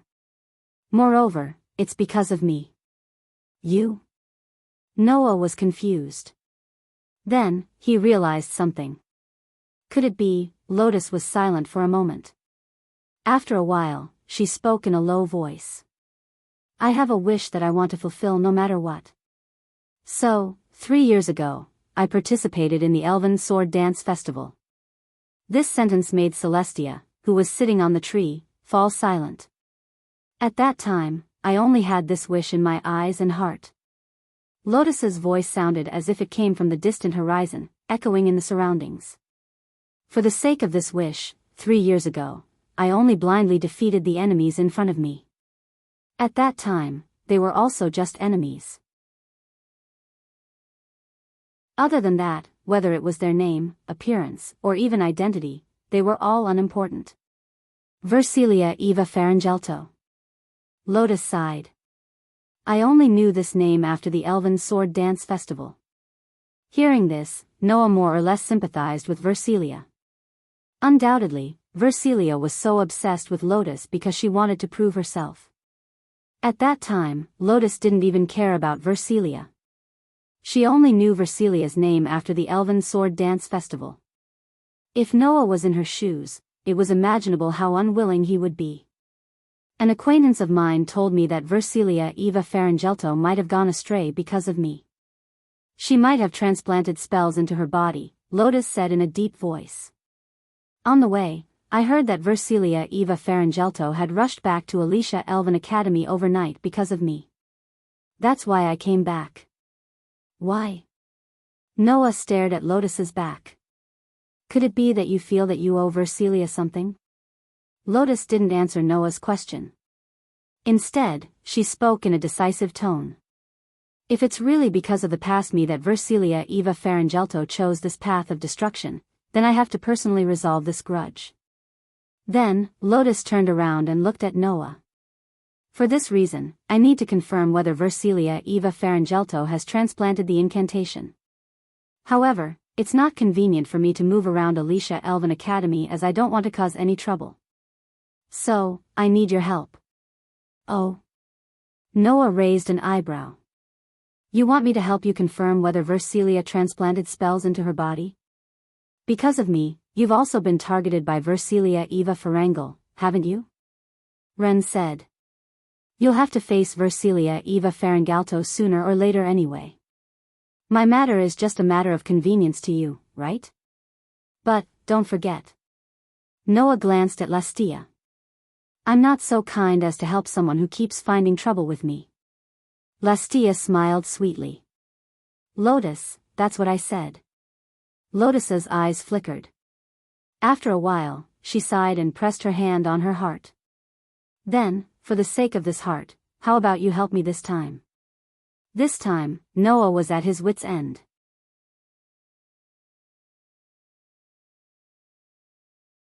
Chapter 999. Alicia Elven Academy, outside the entrance square. Lotus furrowed her beautiful brows as she stared at the entrance of the Alicia Elven Academy that had just been visited in an unfriendly manner. Do we really have to sneak in? You've asked this question no less than 10 times, and I've answered it nearly 10 times, Noah said in annoyance. Didn't you say that if Versilia wanted to implant the spell, you would have to do it yourself? But we haven't confirmed if Versilia Eva has the rune yet, right? Lotus's brows were still furrowed.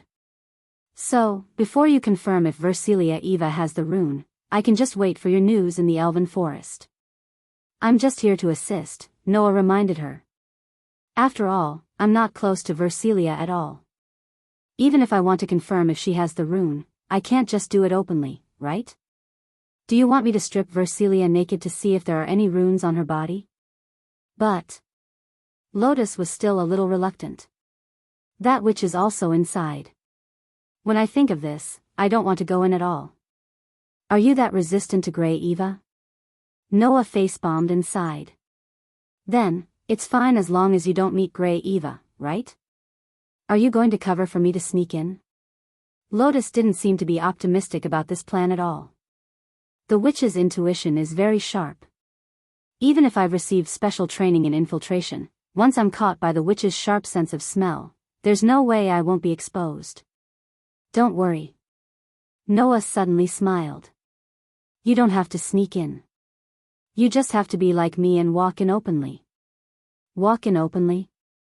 Lotus looked at Noah in confusion. Noah didn't answer Lotus's question. Instead, he reached out his hand. A golden ripple appeared in front of Noah's outstretched hand and was probed by Noah. Lotus was slightly taken aback when she saw this. What is this? Noah couldn't be bothered to explain. He groped around in the golden ripples and finally took out a helmet-like hat. This is the helmet of invisibility. Noah tossed the helmet to Lotus. As long as you wear it, not only can it hide your figure, it can also eliminate your smell and voice. This way, you can openly walk in with me. You actually have such a miraculous item? Lotus fiddled with the invisibility helmet in her hand in surprise, but after a while, she shook her head. However, even if it's such a miraculous thing, it definitely won't be able to escape the sharp senses of that witch. Before Noah could respond to Lotus's words, the pitch-black knight's sword at her waist glowed faintly and made a sound. Lotus, don't you care too much about the Twilight Witch? I've snuck into this academy twice and wasn't discovered? That's because you haven't met that witch yet, Celestia. Lotus shook her head. If you meet that witch, as long as you approach her just a little bit, you will definitely be discovered. That witch is already instinctive when she discovers that you are sneaking around her.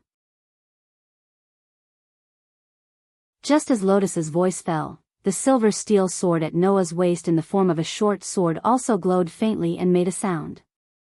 You've approached Master twice and Master has also discovered you. You should be glad that you didn't approach Master with hostility, Dark Elf. Oh. Celestia, who had transformed into a pitch-black knight's sword, provoked. If I approached your master with hostility, what would you do? Miss Sacred Sword? Of course I would destroy you. Aster, who had transformed into a short sword, replied emotionlessly. It wouldn't be the first time I've destroyed you anyway. Ha. Celestia's bell-like laughter began to reverberate, but there wasn't much joy in her laughter. You really dare to say that, Miss Sacred Sword, the two legendary holy swords and demon swords that once belonged to the Saintess and the Demon King respectively became more dazzling, causing a hostile atmosphere to pervade the surroundings. Seeing this, Noah and Lotus were somewhat helpless. Who knew if it was because they were mortal enemies in the past, but Aster and Celestia didn't seem to get along well. This wasn't the first time the two highest-ranked elves quarreled. Immediately, Noah hurriedly returned to the topic at hand. Indeed, Grey Vath's senses are terrifyingly sharp. Even if you wear this helmet, you won't be able to hide from her. But as long as you don't have any hostility towards her, unless she directly passes by you, it will be very difficult for her to discover you. Is that so? Lotus muttered to herself and nodded. All right then, I'll give it a try. But what should I do after sneaking in? Let's go and meet my teammates first. Noah had already thought about it. Not only am I not familiar with Versilia, but our relationship is also very bad. It's not suitable for you to directly contact Versilia, so we'll need their help. Your teammates? Lotus had some reaction to this sentence. The teammates who participated in the Elven Sword Dance Festival with you? Yes. Noah asked curiously. Is there a problem? Lotus was silent for a moment, then said this sentence. Your teammates seem to be Claire Lucio and Fianna Rayo Deja, right? Oh. Noah raised an eyebrow. You seem to know quite well. Celestia told me everything. Lotus touched the invisibility helmet in her hand and nodded as if she had thought of something. All right, let's go and meet them. What's wrong? Noah glanced at Lotus. Have you ever interacted with Claire and Fianna? You can say so. Lotus said. I've told you before that Versilia was told to me by an acquaintance, and that acquaintance has an extraordinary relationship with Claire Lucio and Fianna Rayo Deja. After saying this, Lien sighed again. Moreover, I've also interacted with the princess before. Lotus did not say anything else and put on the invisibility helmet. As Lotus put on the invisibility helmet, the figure that had captivated countless elves gradually disappeared into the air. Noah, with his sensing ability, could vaguely sense Lotus' presence beside him. And without his sensing ability, even Noah would have a hard time discovering Lotus's existence, wouldn't he? I really don't know how sharp the witch's senses are, to be able to detect. It was hard to tell whether Noah's words were out of admiration or admiration. Then, he walked through the gate of Alicia Elven Academy. Walking in the Alicia Elf Academy, Noah walked towards the dormitory of the Crow class at a leisurely pace. Around him, groups of students wearing Elven Academy uniforms were walking back and forth. When they saw Noah, not only did they cast their usual curious and fearful gazes at Noah, they even started whispering amongst themselves. Look, that male Elven user didn't bring the Fire Cat and Ice Demon from the Crow class with him today. Aren't those two problematic children from the Crow class the Elven user's pets? Yeah, I heard that they're the Elven user's pets at night. It's not just the Fire Cat and Ice Demon from the Crow class, even the leader of the Wind King Knights was taken by him. So impure, yeah, so lousy, but he's an expert who can compete with Lotus Asubble, yeah, his sword dance is exactly the same as Lotus Asubbles, His sword dance is so beautiful. Yeah, I saw it too. Now that I think about it, I really envy the fire cat and ice demon from the crow class. I also want to experience the feeling of being his pet. I know. Similar conversations continued to spread from all around, causing Noah's face to twitch. Noah could even feel that there was an unusually disdainful gaze fixed on him, causing him to feel as if he was sitting on pins and needles. At this moment, a rather cold voice suddenly sounded. "Where have you been?"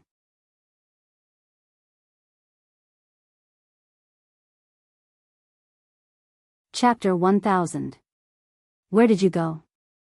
When such a slightly cold voice sounded, whether it was Noah who was attracted by the surrounding whispers or Lotus who was wearing an invisible helmet, they were all startled. Because, to Noah and Lotus, this voice was too familiar. Immediately, Noah and Lotus both turned their gazes to the front. In front of the school building, Greyvath was slowly walking towards Noah with strong and forceful steps. Whoosh! At this moment, Lotus, who was in the invisible state, took a big step forward without hesitation. With a faint sound of breaking through the air, she shot towards the bushes in the distance. Greyvath, who was walking towards Noah, slightly paused and frowned. Why does it feel like something suddenly disappeared? Hearing Greyvath's muttering, Noah was almost scared again. Lotus was right. Greyvath's senses were really sharp to a terrifying extent. Just now, if Lotus didn't escape in time, Greyvath would have definitely discovered it. The scariest part was yet to come. It seems to have disappeared from that direction, right? Greyvath cast her gaze to the trees in the distance, and the small glasses on her face flashed with a trace of light. Well, since I have nothing to do anyway, maybe I can find something interesting. After saying this, Greyvath wanted to ignore Noah and walk towards the direction where Lotus was hiding. Noah was about to break out in cold sweat. He quickly said, "What? Do you need something from me?" "Nothing, I just saw you go out so early, so I just asked." Greyvath's mind didn't seem to be on Noah. She waved at Noah. "Since you don't have anything to do, hurry up and go back to accompany those ladies of yours. Although they are a little innocent, if you train them well, they will definitely become good pets." "Who wants to train those ladies into pets?" Noah retorted. "So that's how you see me all along? Oh. Don't you like innocent little girls?"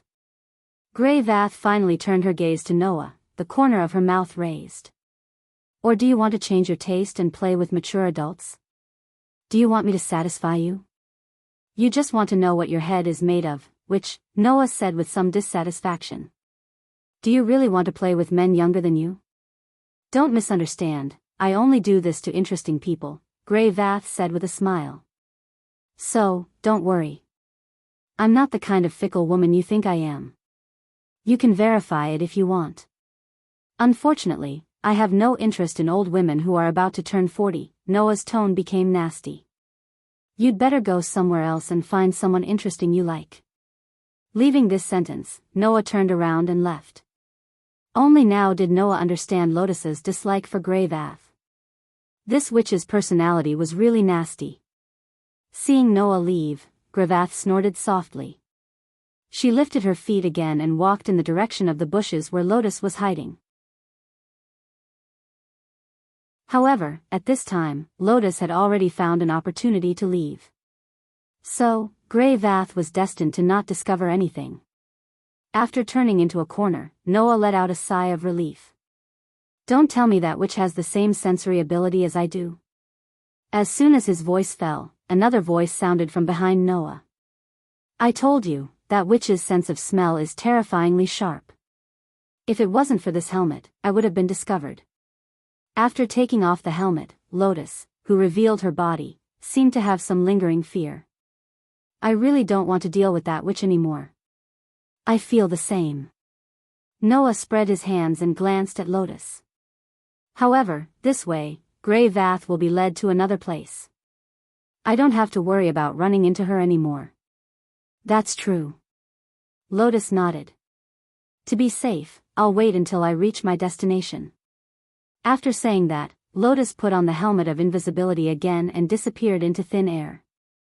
Seeing Lotus disappear again, Noah let out a sigh of relief and continued to walk toward the dormitory of the Crow class. After returning to Lindsley's room, Noah opened the door and several gazes were cast on Noah. Immediately after, those gazes all turned into angry glares filled with anger. Ugh! Noah's expression suddenly became resentful.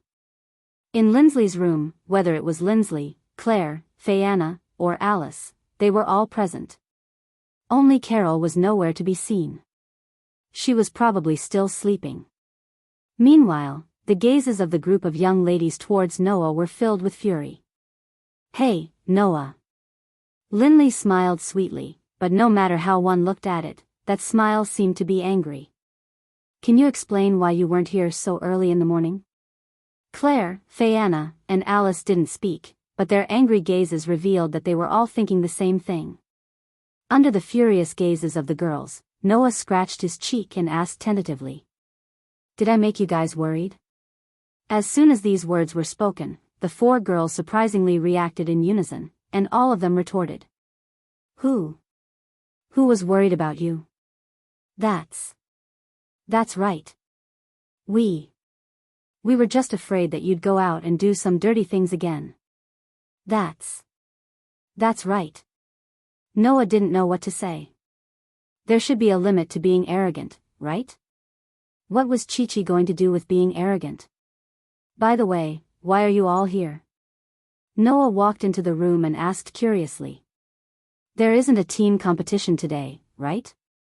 We're here to study a new battle plan. Claire was the first to speak. Now that we have Fayanna in our team, we should be able to organize more flexible tactics, right? Although the Gods' Parliament didn't teach us the techniques of sword dance, they taught us a lot of ritual music. Fayanna volunteered. So, you guys will be the ones to fight. I'll dance ritual music for you guys from the back to support you. This was a very big help. One had to know that ritual music was different from sword dance in that it could give elven users all kinds of support and effects. If there was a witch proficient in ritual music, it would be very advantageous for a team battle. Not to mention, Fayanna wasn't an ordinary witch. She had been recommended and almost became an elven witch who stood at the top of all witches. With Fayanna's help, it would definitely be a big advantage for Claire and Lindsley. Of course, Noah wouldn't be able to do that. After all, the auxiliary effects of ritual music would be bounced off by Noah's body. Come to think of it, Claire and Lindley should be very clear about the great help that Fayanna could bring, which was why they had gathered so early in the morning to discuss tactics. As for Alice, this knight leader's reason seemed to be a bit hesitant. I'm just here to see if you've done anything bad. It seemed like this knight leader was still worried about nothing as usual, but it's great that you're all here. Noah turned around and closed the door, even locking it. This action caused the group of young ladies to be startled at first. Then, they seemed to have thought of something and their faces all flushed red. What do you want to do? Claire pointed at Noah with a red face. Why did you lock the door? You're not planning to do something shameful, are you? Lindsley glared at Noah, her pretty face a bit red. What do you want to do to us? I didn't expect classmate Noah to have such a strong taste. Fayanna's smile seemed to be a bit stiff. No matter what, if the five of us are together, it's really a bit, you've been planning this all along? Alice's hand reflexively reached for the hilt of the knight's sword at her waist. Watch me make you into fish sauce sushi. Beast! The corner of Noah's mouth twitched, and he sighed heavily. Your delusions can break through the heavens. You can even think of that when you lock the door. How passionate are you? Passionate? Passionate? The group of four girls froze on the spot. It was as if he was right.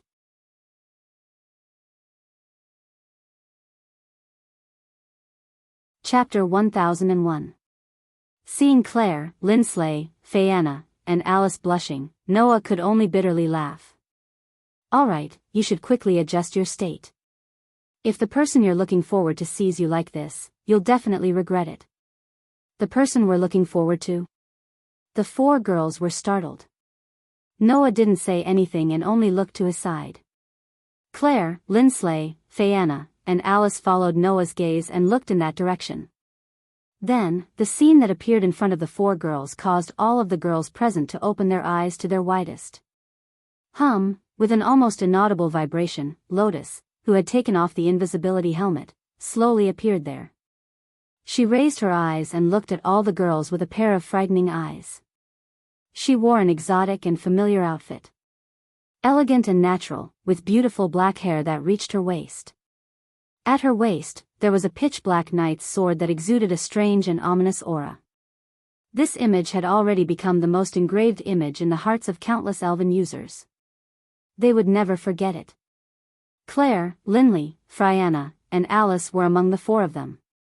Staring blankly at Lotus, who had suddenly appeared in front of them, Claire, Lindsley, Fayanna, and Alice looked at each other in dismay and then spoke as if they were sleep-talking. I think I saw an illusion. I think so too. I'm the same as you guys. In other words, we all saw the same illusion, right? The group of four girls immediately fell silent. Seeing this, Lotus seemed to feel embarrassed to remain silent and spoke softly. It's not an illusion. However, as soon as this voice sounded, the girls fell silent, and only after a while did they all gasp at the same time.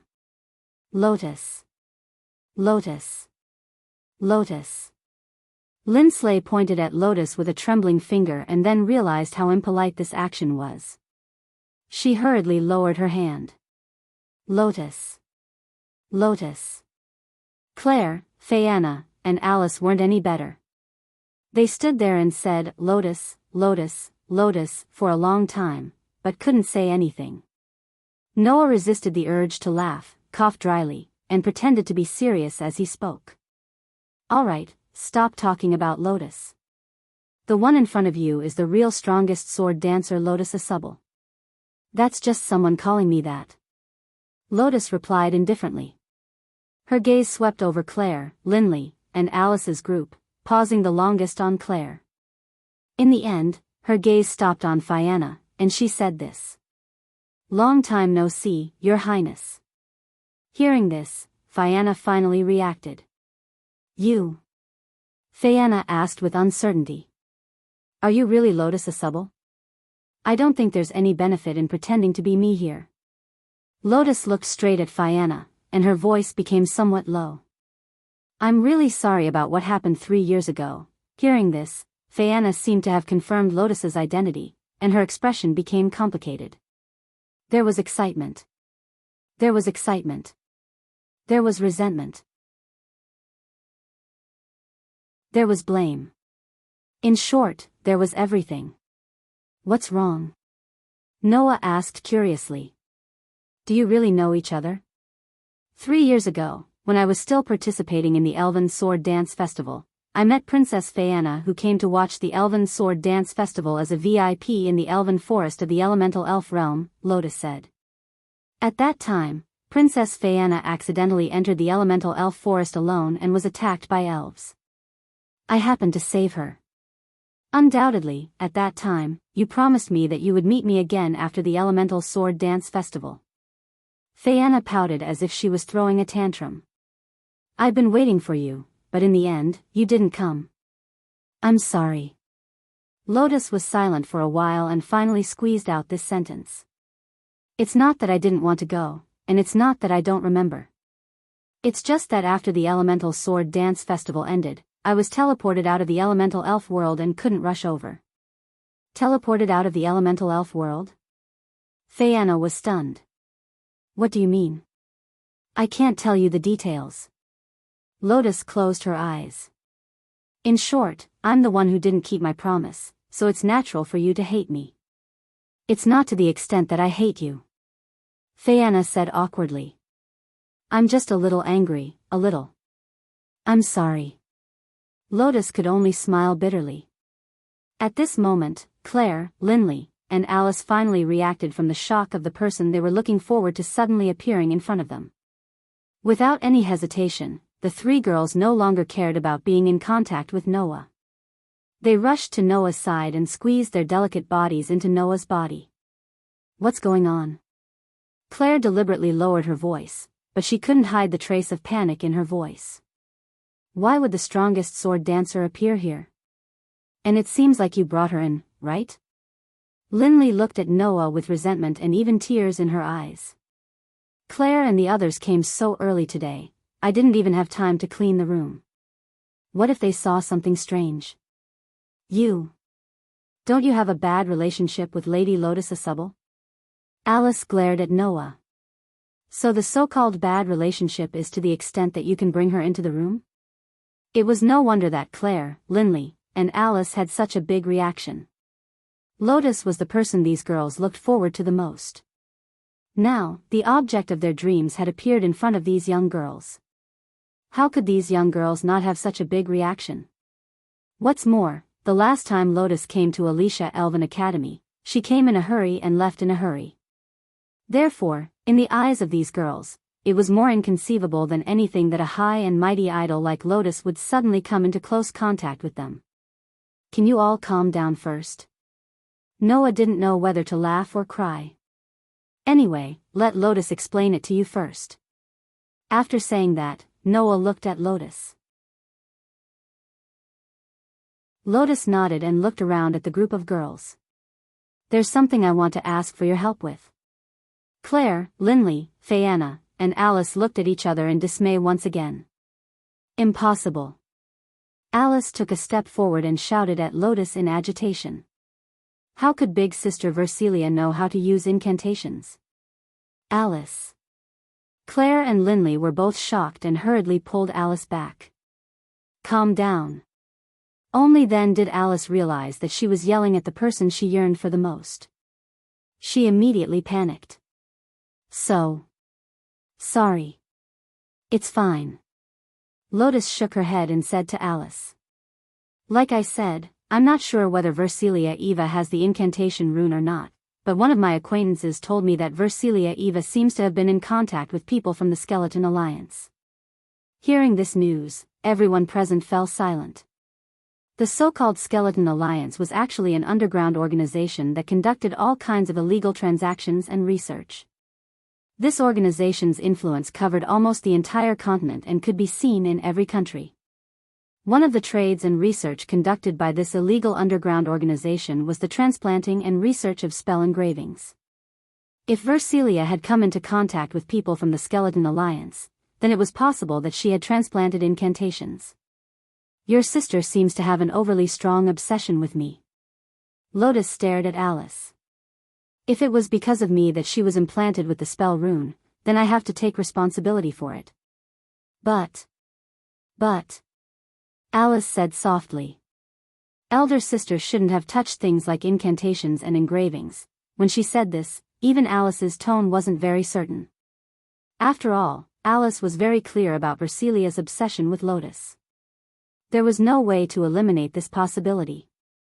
The most important thing now is to confirm it. Lotus said sincerely. So, I hope you can help me. You're tuning in to the Journey of the Soul YouTube channel. Don't forget to subscribe and join us on this journey to catch the most captivating stories.